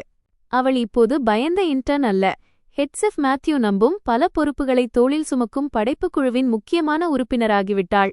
ஒரு மதிய இடைவேளையின்போது குருகிராம் நகரிலிருந்து காவ்யாவின் போன் வந்தது. அந்த மனிதன் இப்போது மிகவும் பரிதாபமான நிலையில் இருக்கிறான். கம்பெனி வேலையிலிருந்து நீக்கிவிட்டது, உறவினர்கள் கைவிட்டுவிட்டார்கள். இப்போது இரவு நேரங்களில் டாக்ஸி ஓட்டி பிழைப்பு நடத்துகிறான். அவனது அப்பா கிராமத்திலிருந்து வந்து அவனை நன்றாக காய்ச்சி எடுத்ததாகச் சொல்கிறார்கள். அப்போதுதான் அவன் உன் பெற்றோரை தொந்தரவு செய்வதை நிறுத்தினான். இப்போது அவன் பழைய நண்பர்களிடையே கேலிப் பொருளாகிவிட்டான். அனன்யா அமைதியாக கேட்டுக்கொண்டிருந்தாள். அவள் இதயம் மகிழ்ச்சியில் துடிக்கவில்லை. மாறாக ஏதோ ஒரு அந்நியனின் கதையை கேட்பது போன்ற ஒரு தொலைதூர பரிதாபம் மட்டுமே அவளுக்குள் இருந்தது. ஹர்ஷித்தின் தலைவிதி இப்போது அவளது உணர்வுகளை பாதிக்கவில்லை. அவன் தன் வாழ்க்கையைத்தானே நாசமாக்கிக் கொண்டான். அவன் செய்த கர்மாவிற்கான பலனை அவன் அனுபவித்துக் கொண்டிருந்தான். அவள் மெதுவாக காவ்யாவிடம், விடு அவனைப் பற்றி பேசுவதை. நம் கதையைச் சொல், நீ புதியதாக யாரையாவது காதலிக்கிறாயா என்று புத்திசாலித்தனமாக மாற்றினாள். ஏனென்றால் அந்த மனிதனைப் பற்றி ஒரு நொடி கூட சிந்திக்க அவள் விரும்பவில்லை. அவளது வாழ்க்கை இப்படியே சென்று கொண்டிருந்தபோது ஒரு நாள் லே ஜார்டன் சங்கிலி தொடர்கடையின் உரிமையாளர் திரு டியூபாண்டிடமிருந்து ஒரு தனிப்பட்ட அழைப்பு வந்தது. அவர் உணவு உலகில் ஒரு ஜாம்பவான். தனது பிரம்மாண்டமான அலுவலகத்தில் அனன்யாவை அமரச் சொல்லி அவளுக்கு தேநீர் ஊற்றிக் கொடுத்து அன்பான புன்னகையுடன் பேசத் தொடங்கினார். மிஸ் அனன்யா, கடந்த சில மாதங்களாக உங்கள் வளர்ச்சியை நான் கவனித்து வருகிறேன். நீங்கள் வெறும் திறமையான செஃப் மட்டுமல்ல, ஒரு தொலைநோக்கு பார்வை கொண்ட கலைஞர். உங்கள் டிராகன் வெல் தேநீர் கேக் எங்கள் பிராண்டிற்கு புதிய உயிர் கொடுத்துள்ளது. நேரடியாக விஷயத்திற்கு வந்த அவர், லே ஜார்டின் ஆசிய சந்தையில் விரிவடைய திட்டமிடுகிறது. எங்களின் முதல் ஃபிளாக்ஷிப் கடை குருகிராமில் அமையவிருக்கிறது. நாங்கள் பலமுறை யோசித்துப் பார்த்தோம். இந்த திட்டத்தின் தலைமை செயல் அதிகாரி, எக்ஸிக்யூட்டிவ் ஹெட் ஷெஃப் பதவியை நிர்வகிக்க உங்களை விடச் சிறந்தவர் யாரும் இல்லை. திரு டியூபாண்டின் இந்த முன்மொழிவு அனன்யாவிற்கு ஒரு மின் அதிர்ச்சி போல இருந்தது. மீண்டும் குருகிராம் செல்வது, தலைமைச் செஃப் பொறுப்பை ஏற்பது என்பது ஒரு பிரம்மாண்டமான வாய்ப்பு. அவள் கனவிலும் நினைத்திராத தொழில்முறை சிகரம் அது. ஆனால் குருகிராம் என்ற சொல் அவள் இதயத்தை கனக்க வைத்தது. அது வலியின் நகரம். அவள் கஷ்டப்பட்டு தப்பித்து வந்த கடந்த காலத்தின் பேய்கள் வசிக்கும் இடம் அது. அவள் ஒரு தர்ம சங்கடத்தில் சிக்கினாள். பாரிஸில் அவளுக்கு நிலையான வேலை, அங்கீகாரம், புதிய நண்பர்கள் மற்றும் ரியான் இருந்தனர். குருகிராமில் அவளுக்கு கிடைத்ததோ பிரம்மாண்டமான வாய்ப்பு மற்றும் பெற்றோருடன் இருக்கும் வாய்ப்பு. ஆனால் அதன் அர்த்தம் அவள் மறக்க முயன்ற அனைத்தையும் மீண்டும் எதிர்கொள்ள வேண்டும் என்பதுதான். அதை செய்ய அவள் போதுமான பலம் கொண்டவளா? ஒரு காலத்தில் அவளை விரக்தியின் பள்ளத்தில் தள்ளிய அதே இடத்தில் மீண்டும் சென்று தன் இடத்தை நிலைநாட்டும் துணிச்சல் அவளுக்கு இருக்கிறதா? அவள் திரு டியூபாண்டிடம் சில நாட்கள் அவகாசம் கேட்டாள். அன்று மாலை சீன் நதிக்கரையில் இருந்த ஒரு சிறிய உணவகத்தில் ரியானை சந்தித்தாள். நடந்ததையும் தன் அச்சங்களையும் அவனிடம் பகிர்ந்து கொண்டாள். ரியான் பொறுமையாக கேட்டுவிட்டு அவளது கைகளை பிடித்துக்கொண்டு, அனன்யா, நீ எந்த முடிவை எடுத்தாலும் நான் எப்போதும் உனக்கு ஆதரவாக இருப்பேன். பாரிஸ் ஒரு அற்புதமான நகரம், ஆனால் உனது திறமை உனது சொந்த நாட்டில்தான் ஜொலிக்க வேண்டும். பயப்படாதே. இன்றைய நீ நேற்றைய நீ அல்ல. அது மட்டுமில்லாமல் குருகிராம் ஒன்றும் அவ்வளவு தூரம் இல்லை. என்ன தெரியும், பாரிஸ் உன் வரவிற்காக காத்திருக்கவும் கூடும் என்றான். அவனது வார்த்தைகளும் நிபந்தனையற்ற ஆதரவும் அவளுக்கு பெரும் பலத்தை தந்தன. அவள் தன் பெற்றோரை தொடர்பு கொண்டாள். தங்கள் மகள் திரும்பி வரலாம் என்பதைக் கேட்டதும் அவர்கள் மகிழ்ச்சியும் துயரமும் கலந்த உணர்ச்சியில் திளைத்தனர். தங்கள் மகளை மீண்டும் பார்ப்பதில் மகிழ்ச்சி, அதே சமயம் அவள் மீண்டும் காயப்படுவாளோ என்ற கவலையும் அவர்களுக்கு இருந்தது. இறுதியில் அவளது அம்மா உணர்ச்சியுடன், மகளே, நீ எந்த முடிவை எடுத்தாலும் நாங்கள் எப்போதும் உன் பக்கம் இருப்போம். எங்கள் வீடு எப்போதும் உனக்கான பாதுகாப்பான புகலிடம். எதற்கும் பயப்படாதே. உன் மனம் சொல்வதைச் செய் என்று சொன்னார். குடும்பத்தின் அன்பும் ரியானின் ஊக்கமும் அனன்யாவிற்கு தன் பதிலை கண்டடைய உதவின. உண்மையான சுதந்திரம் என்பது என்றென்றும் ஓடிக்கொண்டிருப்பது அல்ல, மாறாக எதையும் எதிர்கொள்ளும் அளவுக்கு வலுவடைவதுதான் என்பதை அவள் உணர்ந்தாள். ஹர்ஷித்தின் நிழல் தன் வாழ்க்கையை ஆதிக்கம் செலுத்த அவள் அனுமதிக்க முடியாது. கடந்த காலம் அவள் எதிர்காலத்தை தீர்மானிக்கவிடக்கூடாது. அவள் திரும்பிச் செல்ல வேண்டும், ஒரு ஓட்டப்பந்தய வீரராக அல்ல, ஒரு வெற்றியாளராக. மறுநாள் காலை அவள் திரு டியூபாண்டின் அலுவலகத்திற்குச் சென்றாள். வெள்ளை நிறச் சட்டையில் கண்களில் உறுதியுடன் இருந்தாள். திரு டியூபேண்ட், உங்கள் முன்மொழிவை நான் ஏற்றுக்கொள்கிறேன். இந்த கலைப்படைப்புகளை வீட்டிற்கு திரும்ப கொண்டு செல்லும் நேரம் வந்துவிட்டது என்று உறுதியாக கூறினாள். சுமார் 2 ஆண்டுகளுக்குப் பிறகு அனன்யா இறுதியாக குருகிராமிற்கு திரும்பினாள். ஆனால் ஒரு தோல்வியடைந்த பெண்ணாக அல்ல, ஒரு வெற்றியாளரின் மனப்பான்மையுடன். இந்திரா காந்தி சர்வதேச விமான நிலையத்தின் வருகை பகுதியில் தன் சூட்கேஸை உருட்டிக் கொண்டு வந்தபோது 2 ஆண்டுகளுக்கு முன்பு இருந்த அந்த சோர்வான கண்களோ கூன் விழுந்த தோள்களோ அவளிடம் இல்லை. மாறாக நேர்த்தியான கோட் அணிந்த 30 வயது பெண்ணாக தோள்வரை வெட்டப்பட்ட தலைமுடியுடன் ஒவ்வொரு அடியிலும் தன்னம்பிக்கையும் அமைதியும் மின்ன நடந்தாள். அவள் இப்போது தரையை பார்க்கவில்லை, நேராக தன் எதிர்காலத்தை பார்த்தபடி நடந்தாள். அங்கே ஒரு கையில் எழுதிய பதாகையில் தலைமை செஃப் அனன்யாவிற்கு வெற்றி வரவேற்பு என்று இருந்தது. அந்த பதாகைக்கு அருகில் 3 பரிச்சயமான முகங்கள் இருந்தன. அவளது பெற்றோரும் சிறந்த தோழி காவ்யாவும். அவளது அம்மா முதலில் அவளை பார்த்தார். உணர்ச்சிகளை கட்டுப்படுத்த முடியாமல் ஓடிவந்து தன் மகளை கட்டிக்கொண்டார். சூடான கண்ணீர் அவளது கோட்டை நனைத்தது. அனன்யா, என் மகளே, கடைசியாக திரும்பி வந்துவிட்டாய். எவ்வளவு மெலிந்துவிட்டாய். அனன்யாவும் அம்மாவை கெட்டியாக கட்டிக்கொண்டாள். அவளது கூந்தலில் இருந்த அந்த பரிச்சயமான மணம் அவளுக்கு நிம்மதியை தந்தது. அடக்கி வைத்திருந்த உணர்ச்சிகள் அனைத்தும் உடைந்து வெளிப்பட்டன. அவளது அப்பா அருகில் வந்தார். கடுமையானவராக இருக்க முயன்றாலும் கண்கள் சிவந்திருந்தன. மகளின் முதுகை தட்டிக் கொடுத்து குரல் தழுதழுக்க, நீ வந்தது ரொம்ப நல்லது, ரொம்ப நல்லது என்றார். ஆனால் அனன்யாவை மிகவும் ஆச்சரியப்படுத்தியது அவளது அம்மா சொன்ன அந்த வார்த்தைகள். சிறிது நேரம் அழுத பிறகு அவர் அனன்யாவின் கைகளைப் பிடித்து நேரடியாக கண்களைப் பார்த்துச் சொன்னார், அனன்யா, என்னை மன்னித்துவிடு. நானும் உன் அப்பாவும் உன்னிடம் மன்னிப்பு கேட்டுக்கொள்கிறோம். அந்த வருடம் நாங்கள் உன்னை பொறுத்துக்கொள்ளச் சொல்லியிருக்கக் கூடாது. உன்னை அப்போதே காப்பாற்றியிருக்க வேண்டும். தாமதமாக கிடைத்த இந்த மன்னிப்பு அனன்யாவிற்கு எல்லாவற்றையும் விட விலைமதிப்பற்றதாக இருந்தது. இது அவளது இதயத்தின் கடைசி காயத்தையும் அவளை சுற்றியுள்ளவர்கள் அவளை புரிந்து கொள்ளவில்லை என்ற அந்த தனிமையின் காயத்தையும் ஆற்றிவிட்டது. காவ்யா அருகில் நின்று இந்த உணர்ச்சிகரமான சந்திப்பு முடியும் வரை காத்திருந்து பிறகு தோழியின் தோள் மீது கையை போட்டாள். சரி சரி அங்கிள் ஆண்டி, உங்கள் மகள் வந்துவிட்டாள், இது சந்தோஷமான விஷயம். சிரிப்போம். வா என் கிரேட் செஃப், ஒரு ஆட்டோகிராஃப் கொடு, பின்னாடி விற்க வசதியாக இருக்கும். காவ்யாவின் கிண்டல் அந்த சூழலை லேசாக்கியது. அனைவரும் சிரித்தனர். விமான நிலையத்திலிருந்து நகரத்திற்குச் செல்லும் வழியில் அனன்யா ஜன்னல் வழியாக பார்த்தாள். குருகிராம் மாறியிருந்தது. பல புதிய கட்டிடங்கள் எழுந்திருந்தன. ஆனால் மிக முக்கியமான மாற்றம் அவளது இதயத்தில் இருந்தது. அவளது பெற்றோர் அவளை அந்த பழைய ஃபிளாட்டிற்கு அழைத்துச் செல்லவில்லை. அவர்கள் தங்கள் சேமிப்பிலிருந்து ஒரு அமைதியான குடியிருப்பு பகுதியில் சிறிய ஃபிளாட் ஒன்றை வாங்கியிருந்தனர். அவளுக்காகவே பூக்கள் நிறைந்த பால்கனியுடன் கூடிய ஒரு பிரகாசமான அறையை தயார் செய்து வைத்திருந்தனர். புதிதாக வந்த அந்த அறையில் சுத்தமான போர்வைகள் விரிக்கப்பட்ட படுக்கை, ஒரு சிறிய அழகான ஸ்டடி டேபிள் மற்றும் அலமாரியில் நேர்த்தியாக அடுக்கப்பட்டிருந்த அவளுக்கு பிடித்தமான புத்தகங்களைக் கண்டு அனன்யாவின் உடல் முழுவதும் ஒரு கதகதப்பை உணர்ந்தாள். இதுதான் நிஜமான வீடு. ஒரு அமைதியான புகலிடம், பாதுகாப்பான துறைமுகம். தான் வெறும் வாடகைக்கு குடியிருப்பவளாக மட்டும் உணர வேண்டிய இடத்தில் அவள் இனி இருக்கத் தேவையில்லை. அன்று இரவு அனன்யாதானே சமையலறைக்கு சென்று ஒரு இதமான குடும்ப உணவை தயாரித்தாள். யாரிடமிருந்தும் எந்த கட்டளையும் இல்லை, எந்த சிக்கலான உணவுகளையும் அவள் செய்யவில்லை. தன் பெற்றோருக்கும் தோழிக்கும் மிகவும் பிடித்தமான எளிய உணவுகளை மட்டுமே செய்தாள். உணவின் போது எந்த குத்தல்களும் இல்லை, எந்த விசாரணைகளும் இல்லை. சிரிப்பும் முடிவற்ற கதைகளும் மட்டுமே இருந்தன. பல ஆண்டுகளுக்குப் பிறகு முதன்முறையாக குடும்பம் என்ற சொல்லின் முழு அர்த்தத்தையும் அவள் உணர்ந்தாள்.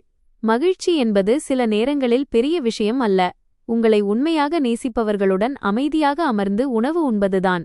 சாப்பிட்ட பிறகு பெற்றோர் உறங்கச் செல்ல அனன்யாவும் காவ்யாவும் பால்கனியில் அமர்ந்து காற்று வாங்கினர். காவ்யா தன் தோழியை வியப்புடன் பார்த்தாள். இன்றைய உன்னை பார்க்கும்போது என்னால் நம்பவே முடியவில்லை. நீ முற்றிலும் மாறிவிட்டாய். சரி, உன்னுடைய பேக்கரிக்கு ஒரு மேனேஜர் தேவைப்படுகிறாரா? நான் இப்போதே விண்ணப்பிக்கிறேன். அனன்யா சிரித்தாள். நிச்சயமாகத் தேவை என் அன்பே. உன்னைத்தான் அழைக்க நினைத்தேன். குருகிராமில் உனது உதவி இல்லாமல் என்னால் எதையும் தனியாக சமாளிக்க முடியாது. அவள் இரவு வானத்தை பார்த்து மனநிறைவுடன் ஒரு பெருமூச்சு விட்டாள். காவ்யா, சில நேரங்களில் இது மிகவும் விசித்திரமாக இருக்கிறது. அன்று அந்த பலமான அறை மட்டும் என் கன்னத்தில் விழவில்லை என்றால் நான் இப்போதும் அந்த சமையலறையில் 17 பேருக்கு பாத்திரம் தேய்த்துக் கொண்டிருந்திருப்பேன். காவ்யா தலையசைத்தாள். ஆமாம், சில நேரங்களில் ஒரு வலிமிகுந்த முடிவுதான் ஒரு அற்புதமான பயணத்தின் தொடக்கமாக அமைகிறது. அதற்கு நீதான் வாழும் சாட்சி. இருவரும் கடந்த காலத்திற்காகவும் பிரகாசமான எதிர்காலத்திற்காகவும் தங்கள் கிளாஸ்களை மோதினர். அன்று இரவு அனன்யா பல ஆண்டுகளுக்குப் பிறகு முதல் முறையாக எந்த பயங்கரமான கனவுகளும் இன்றி ஆழ்ந்து உறங்கினாள்.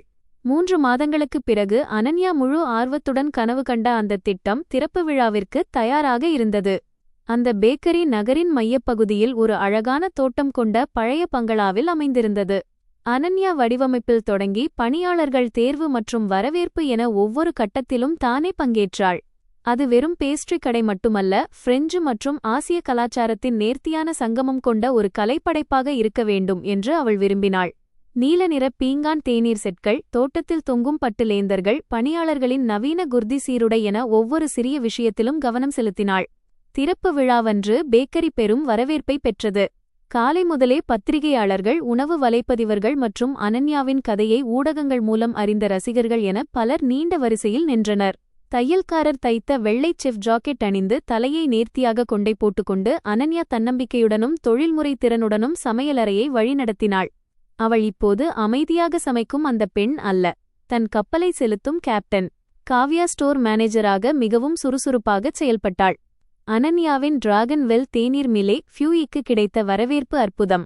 மக்கள் அதன் தனித்துவமான சுவையால் மட்டுமல்ல, அதை உருவாக்கிய பெண்ணின் ஊக்கமளிக்கும் கதையை கேட்டும் வியந்தனர். திறப்பு விழாவின் வெற்றி அனைவரின் எதிர்பார்ப்பையும் தாண்டி அமைந்தது. அது அனன்யா மற்றும் அவளது குழுவினரின் இடைவிடாத உழைப்பிற்கு கிடைத்த தகுதியான பலன். அவள் கவுண்டருக்கு பின்னால் நின்று கொண்டு பிஸியாக இருந்த வாடிக்கையாளர்களையும் அவர்களின் திருப்தியான புன்னகையையும் கவனித்துக் கொண்டிருந்தாள். அவள் இதயம் சொல்ல முடியாத மகிழ்ச்சியால் நிறைந்திருந்தது. மதிய நேரத்தின் பரபரப்பான வேளையில் அனன்யா ஒரு புதிய பேட்ச் கேக்கின் தரத்தை சரிபார்த்துக் கொண்டிருக்கையில் காவ்யா மெதுவாக அவளது காதில், "அனன்யா, யாரோ உன்னை பார்க்க வந்திருக்கிறார்கள். பார்த்தால் பரிச்சயமாக தெரிகிறது" என்று சொன்னாள். அனன்யா புருவத்தை உயர்த்தினாள். தன் கைகளை துடைத்துக்கொண்டு கவுண்டருக்கு வெளியே வந்தாள். ஒரு மூலையில் ஒரு பெண் நின்று கொண்டிருந்தாள். அவளை அனன்யாவால் முதலில் அடையாளம் காண முடியவில்லை. இப்போது அந்த முகத்தில் கனமான மேக்கப்போ அல்லது பழிச்சூடைகளோ இல்லை. அகங்காரமோ செருக்கோ நிறைந்த அந்த முகம் இப்போது இல்லை. அவளுக்கு முன்னால் ஷாலினி, அவளது முன்னாள் நாத்தனார், சாதாரண உடையில் நின்று கொண்டிருந்தாள். அவளது முகம் வெளிரி, கண்கள் வீங்கியிருந்தன. அனன்யா வெளியே வருவதைக் கண்டதும் ஷாலினி தலையை குனிந்து கொண்டாள். அவள் கைகள் பதற்றத்தில் ஒன்றோடொன்று பிணைந்திருந்தன. மெதுவாக, "தீதி, அனன்யா தீதி" என்று அழைத்தாள். உறவு மாறியிருந்தது. இப்போது அந்த குரலில் கிண்டலோ கேலியோ இல்லை. அனன்யா அவளை பார்த்தாள். அவளது இதயம் விசித்திரமாக அமைதியாக இருந்தது. அவள் ஒரு ஊழியருக்கு சைகை செய்து ஷாலினியை தோட்டத்தின் ஒரு மூலையிலிருந்த காலியான மேஜைக்கு அழைத்துச் சென்றாள். அங்கே அமைதியும் தீவிரமும் நிலவியது. அனன்யா அவளுக்கு முன்னால் அமர்ந்து எதுவும் பேசாமல் இந்தச் சந்திப்பின் நோக்கத்திற்காக காத்திருந்தாள். சில நிமிட மௌனத்திற்குப் பிறகு ஷாலினி தலையை உயர்த்தினாள். அவள் கண்களில் கண்ணீர் திரண்டது. நடுங்கும் குரலில், நான் உங்களிடம் மன்னிப்பு கேட்க வந்தேன். முன்பு நடந்த அனைத்திற்கும் உண்மையாகவே மன்னிப்பு கேட்டுக்கொள்கிறேன் என்று சொன்னாள். அவள் அழுது கொண்டே தன் சகோதரனின் வீழ்ச்சிக்குப் பிறகு குடும்பம் எப்படிச் சிதறிப்போனது என்றும் தன் அம்மாவின் குணம் எப்படி மாறியது என்றும் அவர் எப்போதும் தன் குழந்தைகளை கடிந்து கொண்டே இருப்பார் என்றும் விவரித்தாள். அவமானப்படுவதும் துன்புறுத்தப்படுவதும் எப்படி இருக்கும் என்று இப்போதுதான் எனக்கு புரிகிறது. அந்த ஆண்டுகளில் நீங்கள் என்னென்ன அனுபவித்தீர்கள் என்பது இப்போதுதான் எனக்கு புரிகிறது. நாங்கள் மிகவும் சுயநலமாக இருந்தோம். என்னை மன்னித்து விடுங்கள், உண்மையாகவே மன்னித்து விடுங்கள் என்றாள். அனன்யா ஷாலினியின் கதையை அமைதியாக கேட்டுக்கொண்டிருந்தாள். அவளது இதயம் எந்த மகிழ்ச்சியையும் உணராத போதும் மனித இயல்பின் சிக்கல்களை எண்ணி ஒரு பெருமூச்சு விட்டாள். தன்னை அமைதிப்படுத்திக் கொள்ள அவளுக்கு இந்த மன்னிப்பு தேவையில்லை, ஏனென்றால் அவள் தன்னை முன்பே குணப்படுத்திக் கொண்டாள். ஆனால் ஷாலினிக்கு இந்த மன்னிப்பு என்ற சொல் மிக முக்கியமானது என்பதையும் அது தன் தவறை உணரும் ஒருபடி என்பதையும் அவள் புரிந்து கொண்டாள். அனன்யா நேராக ஷாலினியின் கண்களை பார்த்தாள். அவள் குரல் மென்மையாக ஆனால் உறுதியாக இருந்தது. நடந்தது முடிந்துவிட்டது. நான் இப்போது மிக நன்றாக வாழ்ந்து கொண்டிருக்கிறேன். கடந்த காலத்தின் சுமையை என்னோடு சுமக்க விரும்பவில்லை. நீயும் அப்படித்தான் இருக்க வேண்டும். அவள் எழுந்து ஒரு வெயிட்டரை அழைத்து, "இந்த விருந்தினருக்கு ஒரு மறுபிறப்பு செட், ரீபர்த் செட் கொண்டு வா, அதை என் கணக்கில் சேர்த்துவிடு" என்று கூறினாள். மறுபிறப்பு செட் என்பது அனன்யாவால் வடிவமைக்கப்பட்ட ஒரு சிறப்பு காம்போ மைனஸ். அதில் டிராகன்வெல் தேநீர் மிலே ஃபியூய், லாவெண்டர் மேக்ரோன் மற்றும் ஒரு கப் கெமோமில் டீ ஆகியவை இருந்தன. அது அவளது சொந்த மறுபிறப்பு பயணத்தை குறித்தது. இது மிகவும் பெருந்தன்மையான செயல். அவள் முழுமையாக மன்னித்து விட்டாள் என்பதையும் முன்னோக்கிச் சென்று விட்டாள் என்பதையும் அது உணர்த்தியது. அவளுக்கு இனி எந்த குழப்பமும் தேவையில்லை. ஷாலினி அவளை பார்த்தாள். அவள் கண்ணீர் நிரம்பிய கண்கள் ஆச்சரியமும் நன்றியும் நிறைந்திருந்தன. அனன்யா அவளுடன் இப்படி நடந்து கொள்வாள் என்று அவள் எதிர்பார்க்கவில்லை. அனன்யா லேசாக தலையசைத்து விடை கொடுத்துவிட்டு தான் இருக்க வேண்டிய இடமான தன் பிஸியான சமையலறையை நோக்கி திரும்பினாள். அவள் தன் ராஜ்யத்தின் ராணி. அவளுக்கு நேற்றைய கதைகளுக்காக செலவிட நேரம் இல்லை. திறப்பு விழாவிற்கு 1 மாதம் கழித்து பேக்கரியின் வேலைகள் மெல்ல மெல்லச் சீரான போது அனன்யாவிற்கு 10 ஆண்டுகளுக்குப் பிறகு கல்லூரியின் முன்னாள் மாணவர் சந்திப்பில் ரீயூனியன் கலந்து கொள்ள அழைப்பு வந்தது. ஆரம்பத்தில் அவள் மறுக்கவே முடிவு செய்தாள். சத்தமான கூட்டங்களில் அவளுக்கு இப்போது ஆர்வமில்லை. மேலும் தன் முறிந்த திருமணத்தைப் பற்றிய ஆவலான கேள்விகளை எதிர்கொள்ள அவள் விரும்பவில்லை. ஆனால் காவ்யா அவளை வற்புறுத்தினாள். நீ கண்டிப்பாக போக வேண்டும். இன்று நீ எவ்வளவு பிரம்மாண்டமாக இருக்கிறாய் என்பதை உலகிற்கு காட்ட இது ஒரு சிறந்த வாய்ப்பு. நீ யாருக்கும் பயந்து ஒளிந்து கொள்ள வேண்டியதில்லை. அந்த பயங்கரமான மனிதன்தான் ஒளிந்து கொள்ள வேண்டும். நிகழ்ச்சியை ஏற்பாடு செய்திருந்த கிளாஸ் மானிட்டர் ஹர்ஷித் அங்கே வரமாட்டான் என்றும் அந்த அவமானகரமான நிகழ்வுகளுக்குப் பிறகு அவன் அனைவரிடமும் தொடர்பை துண்டித்துவிட்டான் என்றும் உறுதியளித்ததால் இறுதியாக அனன்யா ஒப்புக்கொண்டாள். தான் எதையும் நிரூபிக்க விலை உயர்ந்த ஆடைகளையோ அல்லது மேக்கப்பையோ தேடவில்லை. அவள் ஒரு சாதாரண நேர்த்தியான நேவி ப்ளூ பட்டு உடையும் சௌகரியமான ஹீல்ஸ் மற்றும் ஒரு முத்து மாலையையும் தேர்ந்தெடுத்தாள். அவளது அழகு இப்போது வெளிப்படையான விஷயங்களில் இல்லை. அவளது உள்மனதின் தன்னம்பிக்கையிலும் அமைதியிலும் இருந்தது. அந்த சொகுசு உணவகத்தின் பேங்க்வெட் ஹாலுக்குள் அவள் நுழைந்தபோது அவளது வருகை அனைவரின் கவனத்தையும் ஈர்த்தது. அவள் தன் நண்பர்களிடையே ஒரு பிரபலமாக மாறிவிட்டாள். நம்ப முடியாத மாற்றத்தின் ஒரு வாழும் சாட்சியாக இருந்தாள். மக்கள் அவளை சூழ்ந்து கொண்டு பாராட்டினர். பாரிஸில் அவள் செய்த வேலை, புகழ்பெற்ற பேக்கரி பற்றி விசாரித்து வாழ்த்துக்களை தெரிவித்தனர். அனன்யா அனைத்தையும் அடக்கத்துடன் ஏற்றுக்கொண்டாள். அவள் சிரித்தாள். எல்லா கேள்விகளுக்கும் பதிலளித்தாள். ஆனால் அவளது இதயம் ஒரு குறிப்பிட்ட தூரத்தில் இருந்தது. தான் மதிப்புமிக்கவள் என்பதை உணர இப்போது அவர்களின் அங்கீகாரம் அவளுக்கு தேவையில்லை. பார்ட்டியின் போது மக்கள் ஹர்ஷித்தின் கதையை பற்றி விவாதித்தனர். அவன் எவ்வளவு மோசமாக தோற்றுவிட்டான், வேலையில்லாமல் கடனில் மூழ்கி குடும்பத்தால் கைவிடப்பட்டான் என்பதை பேசினர். அவனது பழைய கம்பெனி நண்பன் ஒருவன் சில நாட்களுக்கு முன்பு அவன் தெருமுனையில் விளம்பர நோட்டீஸ் விநியோகித்துக் கொண்டிருந்ததை பார்த்தேன். மிகவும் பரிதாபமாக இருந்தான் என்றான். மற்றொருவன், அவன் இன்னும் வெட்கமில்லாமல் யாரிடமாவது கடன் கேட்டுக்கொண்டிருக்கிறான். ஆனால் இப்போது யாருதான் அவனுக்கு கடன் கொடுப்பார்கள் என்றான்.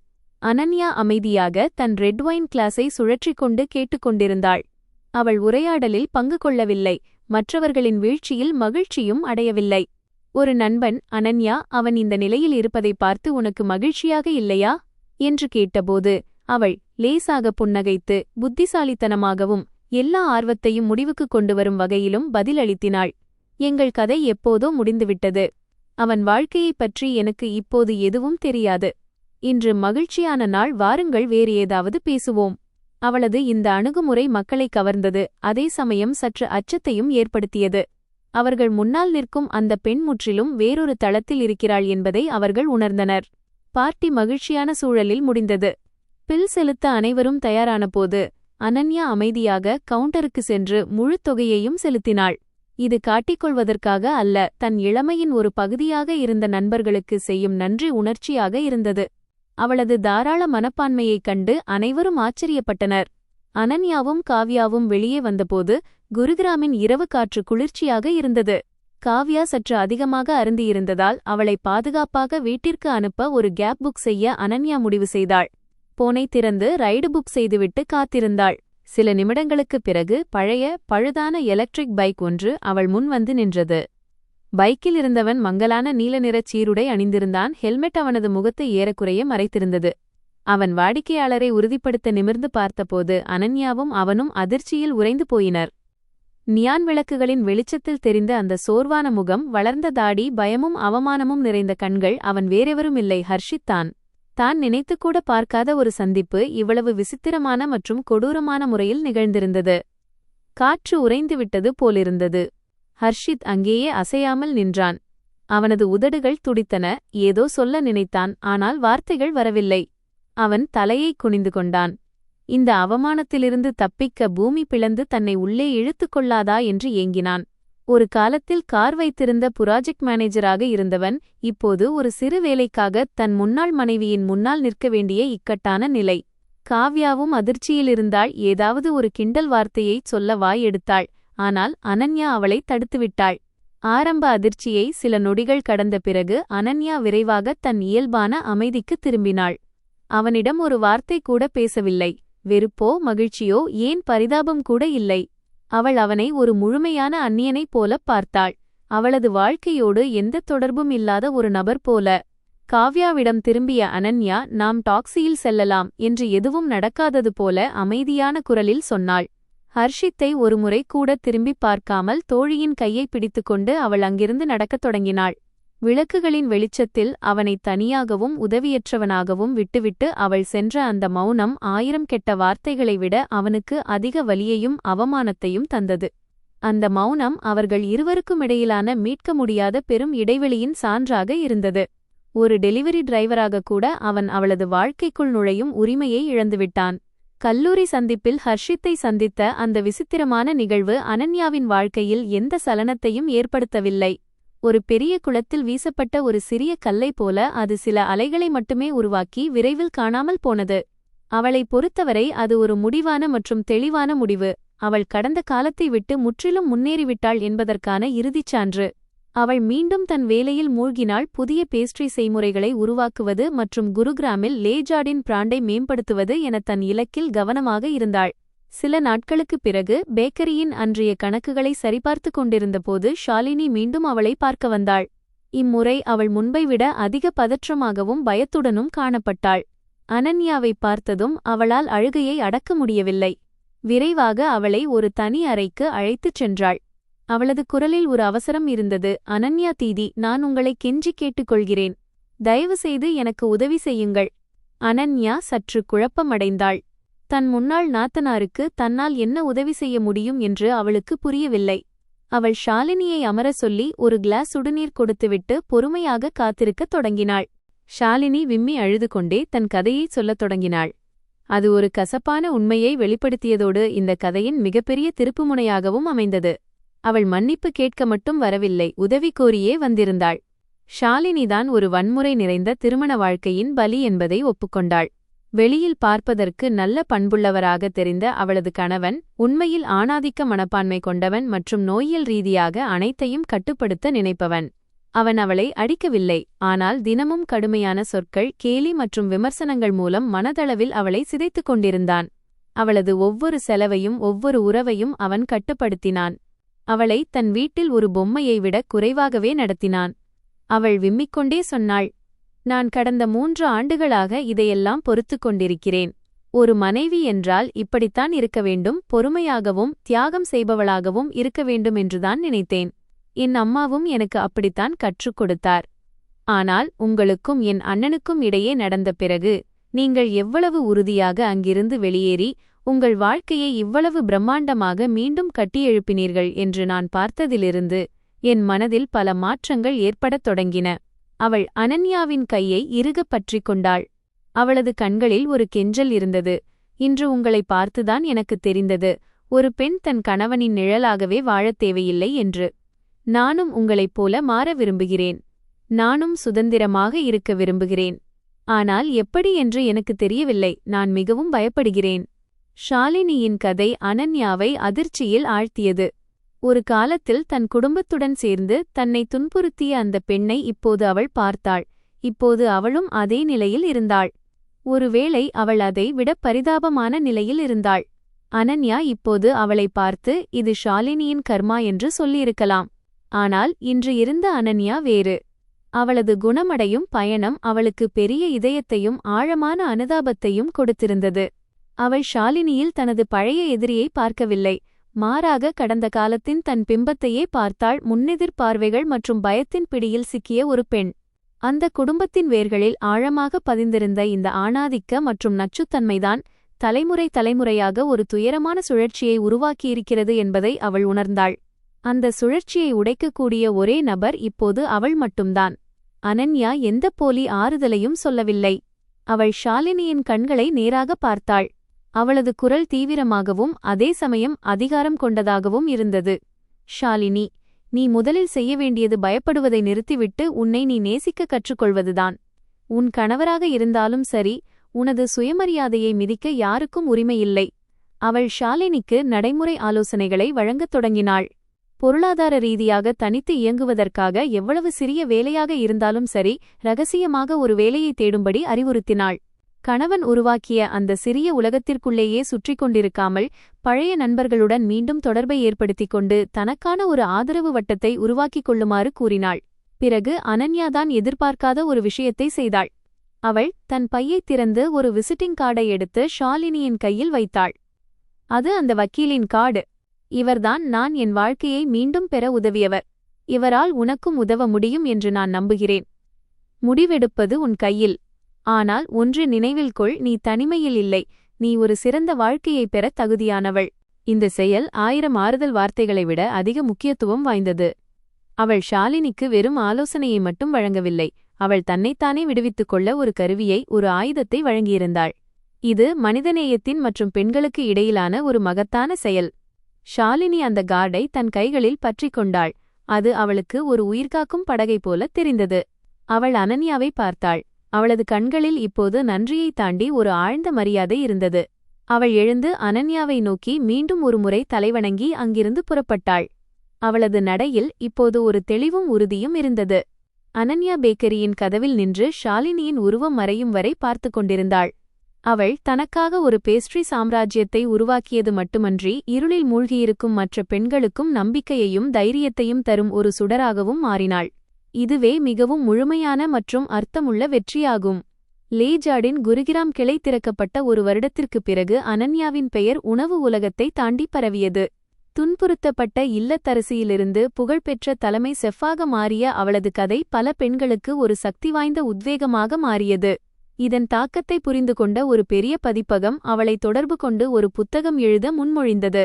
அது வெறும் சமையல் குறிப்புகள் கொண்ட புத்தகமல்ல, மாறாக அவளது பயணத்தையும் வாழ்க்கை தத்துவத்தையும் பகிருமிடமாக அது இருந்தது. பல மாத உழைப்பிற்குப் பிறகு அவளது முதல் புத்தகம், ஓர் எண்ணத்தின் சுடர், 30 வயதில் ஒரு வெளியேற்றம் என்ற தலைப்பில் அதிகாரப்பூர்வமாக வெளியிடப்பட்டது. புத்தக வெளியீட்டு விழா நகரின் மிகப்பெரிய புத்தகக் கடையில் நடைபெற்றது. அதிக எண்ணிக்கையிலான வாசகர்களும் ஊடகத்தினரும் கூடியிருந்தனர். அனன்யா ஒரு நேர்த்தியான வெள்ளை நிற உடையில் மேடையில் அமர்ந்து நூற்றுக்கணக்கான ஆர்வமுள்ள கண்களை எதிர்கொண்டாள். அவளிடம் இப்போது எந்த தயக்கமும் இல்லை. பத்திரிகையாளர்கள் மற்றும் வாசகர்களின் ஒவ்வொரு கேள்விக்கும் புத்திசாலித்தனமாகவும் நேர்மையாகவும் கவர்ச்சியாகவும் பதிலளித்தாள். ஒரு பெண் பத்திரிகையாளர் அவளிடம், மிஸ் அனன்யா, உங்கள் புத்தகத்திற்கு ஏன் இவ்வளவு தனிப்பட்ட மற்றும் சற்று கடுமையான தலைப்பை தேர்ந்தெடுத்தீர்கள் என்று கேட்டார். அனன்யா புன்னகைத்தாள். அந்த புன்னகையில் கடந்த கால துயரத்தின் நிழலும் நிகழ்கால மகிழ்ச்சியின் பிரகாசமும் கலந்திருந்தது. மைக்ரோஃபோனில் தன் உற்சாகமான குரலில் அவள் சொன்னாள், ஏனென்றால் எனக்கும் என்னைப் போல பல பெண்களுக்கும் 30 வயது என்பது வெறும் பண்டிகை இரவு மட்டுமல்ல, அது முன்முடிவுகளின் மற்றும் காண முடியாத பொறுப்புகளின் ஒரு சிறையாகவும் இருக்கலாம். உங்களை எது துன்பப்படுத்துகிறதோ அங்கிருந்து வெளியேறி உங்களின் சிறந்த வடிவத்தைக் கண்டறியும் வாய்ப்பு உங்களுக்கு எப்போதும் உண்டு என்ற செய்தியை நான் சொல்ல விரும்பினேன்.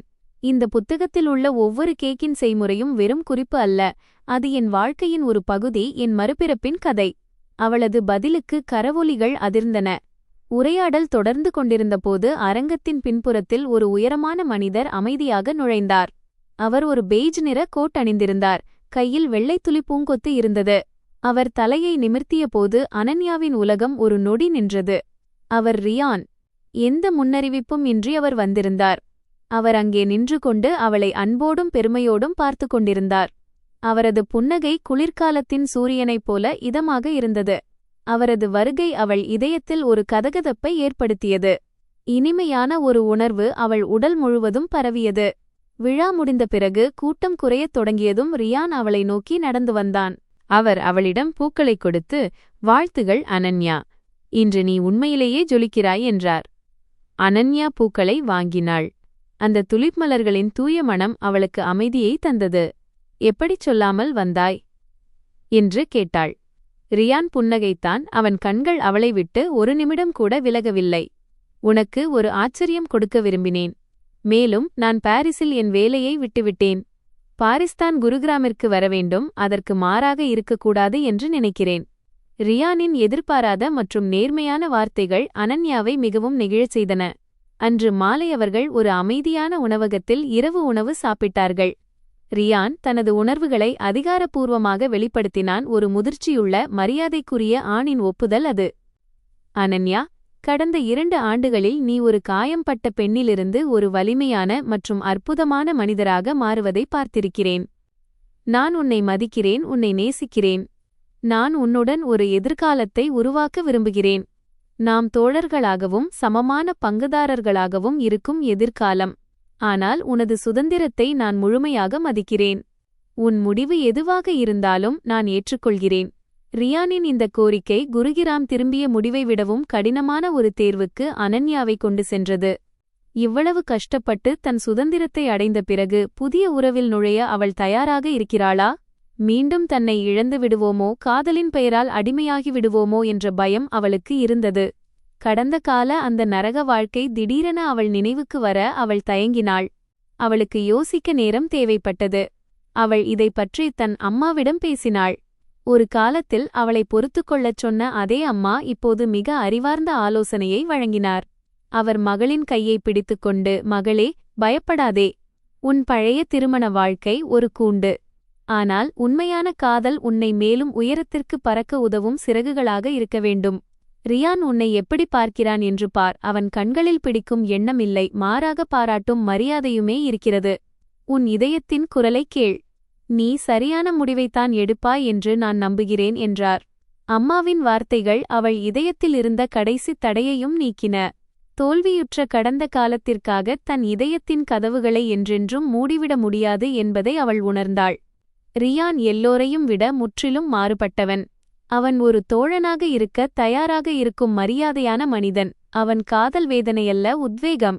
மீண்டும் அன்பு செய்யவும் அன்பு பெறவும் அவள் தயாராக இருந்தாள். வார இறுதி மாலை லே ஜார்டின் கடையின் கதவுகள் மூடப்பட்டிருந்தன. அனன்யா ரியானை அங்கே அழைத்தாள். அந்த இதமான மஞ்சள் நிற வெளிச்சத்தில் பேஸ்ட்ரிகளின் இனிமையான மணம் கமழும் சூழலில் அவள் அவனை பார்த்தாள். அவளது கண்கள் தெளிவுடனும் அமைதியுடனும் இருந்தன. ரியானும் அவளை பார்த்தான், பொறுமையுடன் அவளது பதிலுக்காக காத்திருந்தான். அனன்யா ஒரு நீண்ட பெருமூச்சு விட்டு புன்னகைத்தாள். அதுவரை அவன் பார்த்திராத மிக அழகான பிரகாசமான புன்னகை அது. அவள் அவனை நெருங்கி வந்தாள். அவன் அந்த பதிலை புரிந்து கொண்டான். மூடியிருந்த அந்த பேக்கரியின் வெளிச்சத்தில் அனன்யா வார்த்தைகளால் பதில் சொல்லவில்லை. அவள் தன் கால்விரல்களின் மீது உயர்ந்து மெதுவாக அவன் இதழ்களில் முத்தமிட்டாள். அந்த முத்தம் அவசரம் கொண்டதல்ல, அது மென்மையானது, இனிமையானது மற்றும் நம்பிக்கை நிறைந்தது. அவள் பெருமையாக கருதும் அந்த கேக் கிரீமைப் போலவே அது இருந்தது. அது எந்த வார்த்தையை விடவும் தெளிவான பதில். ரியான் அவளை தன் கைகளில் அணைத்து கொண்டான். மிகுந்த மென்மையுடனும் மரியாதையுடனும் அந்த முத்தத்திற்கு பதிலளித்தான். அவன் தன்பார் சாய்ந்து நிற்கும் அந்த பெண் அங்கீகாரத்தை பெற ஒரு நீண்ட மற்றும் துணிச்சலான பயணத்தை கடந்து வந்திருக்கிறாள் என்பதை அறிந்திருந்தான். அவர்களின் உறவு ஒரு பிணைப்பாக இல்லாமல் 2 சுதந்திரமான ஆன்மாக்களின் விருப்பமான இணைப்பாக இருந்தது. அவர்கள் ஒருவருக்கொருவர் தங்கள் வாழ்க்கையை கண்டுகொண்டனர். அனன்யாவின் வாழ்க்கையில் ஒரு புதிய அத்தியாயம் தொடங்கியது. அது ஒரு அற்புதமான தொழில் வாழ்க்கையையும் அமைதியான காதலையும் கொண்ட அத்தியாயம். ரியான் அவளது சிறந்த உதவியாளனாகவும் தோழனாகவும் இருந்தான். அவனுடன் இணைந்து புதிய பேஸ்ட்ரிகளை ஆராய்ச்சி செய்து உருவாக்கியது அந்த பேக்கரிக்கு ஒரு புதிய உயிரையும் ஒரு தனித்துவமான தளத்தையும் கொடுத்தது. அவர்கள் இருவரும் ஒன்றாக வேலை செய்தனர், மகிழ்ச்சியையும் அழுத்தங்களையும் பகிர்ந்து கொண்டனர். பரஸ்பர மரியாதை, புரிதல் மற்றும் முழுமையான சமத்துவத்தின் அடிப்படையில் ஒரு உறவை உருவாக்கினர். கடந்த காலத்தின் கடைசி துண்டுகளும் தங்கள் சரியான இடத்திற்கு வந்து சேர்ந்தன. ஒரு நாள் காவ்யா அனன்யாவிற்கு ஒரு செய்தித்தாள் துணுக்கை அனுப்பினாள். விசாரணைக்குப் பிறகு ஹர்ஷித் நிறுவனத்தின் சொத்துக்களை கையாடல் செய்த குற்றத்திற்காக ஓராண்டு சிறை தண்டனை மற்றும் அபராதத்திற்கு தீர்ப்பளிக்கப்பட்டான். தண்டனை மிகவும் கடுமையானது அல்ல, ஆனால் இந்த தீர்ப்பு அவனது கௌரவத்திற்கும் எதிர்காலத்திற்கும் ஒரு முற்றுப்புள்ளியை வைத்தது. ஒரு சிறந்த புராஜெக்ட் மேனேஜராக இருந்தவன் இப்போது ஒரு குற்றவாளியாக மாறினான். அவன் வாழ்நாள் முழுவதும் சுமக்க வேண்டிய களங்கம் அது. அனன்யா அந்த செய்தியை ஒருமுறை பார்த்துவிட்டு மூடிவிட்டாள். அவள் இதயம் எந்த சலனமும் அடையவில்லை. அவளை பொறுத்தவரை அந்த மனிதன் உண்மையிலேயே கடந்த காலத்தின் ஒரு பெயராக மட்டுமே எஞ்சியிருந்தான். இன்னொரு நல்ல செய்தியும் வந்தது. ஷாலினி அந்த வக்கீலின் உதவியுடன் வெற்றிகரமாக விவாகரத்து பெற்றாள். செயல்முறை சற்று கடினமாக இருந்தாலும் இறுதியில் அவள் அந்த நச்சுத்தன்மை கொண்ட திருமண வாழ்க்கையிலிருந்து வெளியேறினாள். அவள் ஒரு சிறிய அக்கவுண்டன்ட் வேலையை பெற்று தன் வாழ்க்கையை மீண்டும் கட்டமைக்கத் தொடங்கினாள். அவள் எப்போதாவது லேஜார்டின் கடைக்கு வருவாள், அனன்யாவைச் சந்திக்க அல்ல. ஒரு மூலையில் அமைதியாக அமர்ந்து ஒரு மறுபிறப்பு செட் ஆர்டர் செய்து அதை ரசித்துவிட்டு அமைதியாகச் சென்று விடுவாள். இது அவளது மௌனமான நன்றி உணர்வு. அவளுக்குள் துணிச்சலின் நெருப்பை மூட்டியது அனன்யாவின் கருணைதான். அந்த குடும்பத்தைச் சேர்ந்த பெண்களின் துயரமான சுழற்சி இறுதியாக உடைக்கப்பட்டது. ஒரு ஞாயிற்றுக்கிழமை மதியம் அனன்யா ரியானுடன் தன் பெற்றோரை பார்க்கச் சென்றாள். நால்வரும் சேர்ந்து சமைத்தனர், வீட்டை சுத்தம் செய்தனர். சூழல் அன்பாலும் சிரிப்பாலும் நிறைந்திருந்தது. தங்கள் மகள் ஒரு நல்ல மனிதருடன் மகிழ்ச்சியாக இருப்பதைக் கண்ட பெற்றோர் ஆழ்ந்த அமைதியையும் திருப்தியையும் உணர்ந்தனர். இத்தனை ஆண்டுகளாக அவர்கள் சுமந்து கொண்டிருந்த குற்ற உணர்ச்சி இறுதியாக நீங்கியது.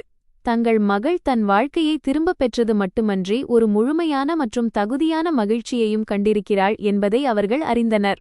அனன்யாவின் இரண்டாவது வீடாக மாறிய லேஜார்டின் பேக்கரிக்கு திரும்பிய அனன்யா தான் சொந்தக் கைகளால் உருவாக்கிய அந்த இடத்தை பார்த்தபடி கவுண்டருக்கு பின்னால் நின்றாள். பேக்கரி எப்போதும் வாடிக்கையாளர்களால் நிறைந்திருந்தது. சிரிப்பு, தட்டுகள் மற்றும் கோப்பைகளின் மெல்லிய ஓசை, கேக் மற்றும் காஃபியின் இனிமையான மணம் என அனைத்தும் இணைந்து வாழ்க்கை மற்றும் அமைதியின் ஒரு இசையை உருவாக்கின. ரியான் அவளருகில் வந்து அவர்கள் இருவரும் இணைந்து உருவாக்கிய ஒரு சிறிய கேக் துண்டை கொடுத்தான். பெல்ஜிய சாக்லேட் மற்றும் இந்திய பெர்ரி மதுவின் கலவை அது. அவள் அந்த கேக்கை சுவைத்தாள். சாக்லேட்டின் கசப்பு, கிரீமின் இனிப்பு மற்றும் பெர்ரியின் லேசான புளிப்பு என அனைத்தும் சேர்ந்து ஒரு சிக்கலான அதே சமயம் ஈர்க்கக்கூடிய சுவையை உருவாக்கின. அவள் புன்னகைத்து ரியானை பார்த்தாள். பிறகு பேக்கரியின் அந்த பரபரப்பான சூழலை பார்த்தாள். சுதந்திரத்தின் உண்மையான இனிப்பு என்பது கூண்டிலிருந்து வெளியேறிய பிறகு கிடைக்கும் வெறுமை அல்ல என்பதை அவள் திடீரென உணர்ந்தாள். மாறாக இது தனது விருப்பப்படி வாழ்க்கையின் சுவைகளை அனுபவிப்பதற்கான உரிமை. இதில் கசப்பு இருக்கிறது, இனிப்பு இருக்கிறது, தீராத ஆர்வம் இருக்கிறது. இவை அனைத்தும் சேர்ந்து ஒரு தனித்துவமான சுவையை உருவாக்குகின்றன. அது அவளது சொந்த வாழ்க்கையின் சுவை. இதுவே மிக இனிமையான மற்றும் விலைமதிப்பற்ற இனிப்பு. இது ஒரு துணிச்சலான மற்றும் வலிமிகுந்த விடுதலை.